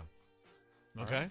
Now, we may also get the bonus. You got another question for us in our next segment? I do indeed. Okay, good. We'll do that next on 950 KJR. Hey, I got to leave. I got to go start my weekend. So what do you got in there? Did you want me to do something? Adam tickets. Yes, one Adam 12. It's Free Movie Friday. Thanks to Adam Tickets. They want to give you a chance to, at Free Movie Tickets, text BOOTS, the word BOOTS, to Adam1, ATOM1, the number 1, for your chance to win. Download the Adam Tickets app right now. $5 off your free movie, your first movie. $5 off your first movie from Adam. Adam1. All right, for +5, how many wins will the Huskies and Cougars have going into the Apple Cup? They each play 11 games. Well, here's what I know. It's not a lot. I think that the Huskies will either be 9-2 or 10-1. I think that's fair. Stanford game, they may or may not win, but if they win that one, maybe they slip up somewhere else along the line. So I'd be okay with going 10 wins for the Huskies before that game. I could do that. And then the Cougars, the only thing I know about the Cougars is there's 3 certainties in life: death, taxes, and the Cougars lose to the opener. That'd be Montana State Bobcats. Division 6 team, right? Yeah. So those are the only 3 things I know. You can do the Cougars. I think the Cougs are actually going to win that game this year, finally. Okay. I think they lose to USC. They lose at Oregon. They lose against Stanford, and they lose at Utah. That's 4 losses. So 7-4. So let's go 17. 17. Is that a good number? I like 17. You like 17? Yeah. All right. Okay. I don't want to hear from you. You're on a different team. We went with 18. I'm happy. Okay. You're happy that we went lower? Yeah. Has anybody gone lower than 17? Not so far, no. Oh, I like that. Are we closest? Is it closest to the big KP? No, it's just for +5. I'm not seeing it closest to the All right. I'd have enough. Somebody else can talk now.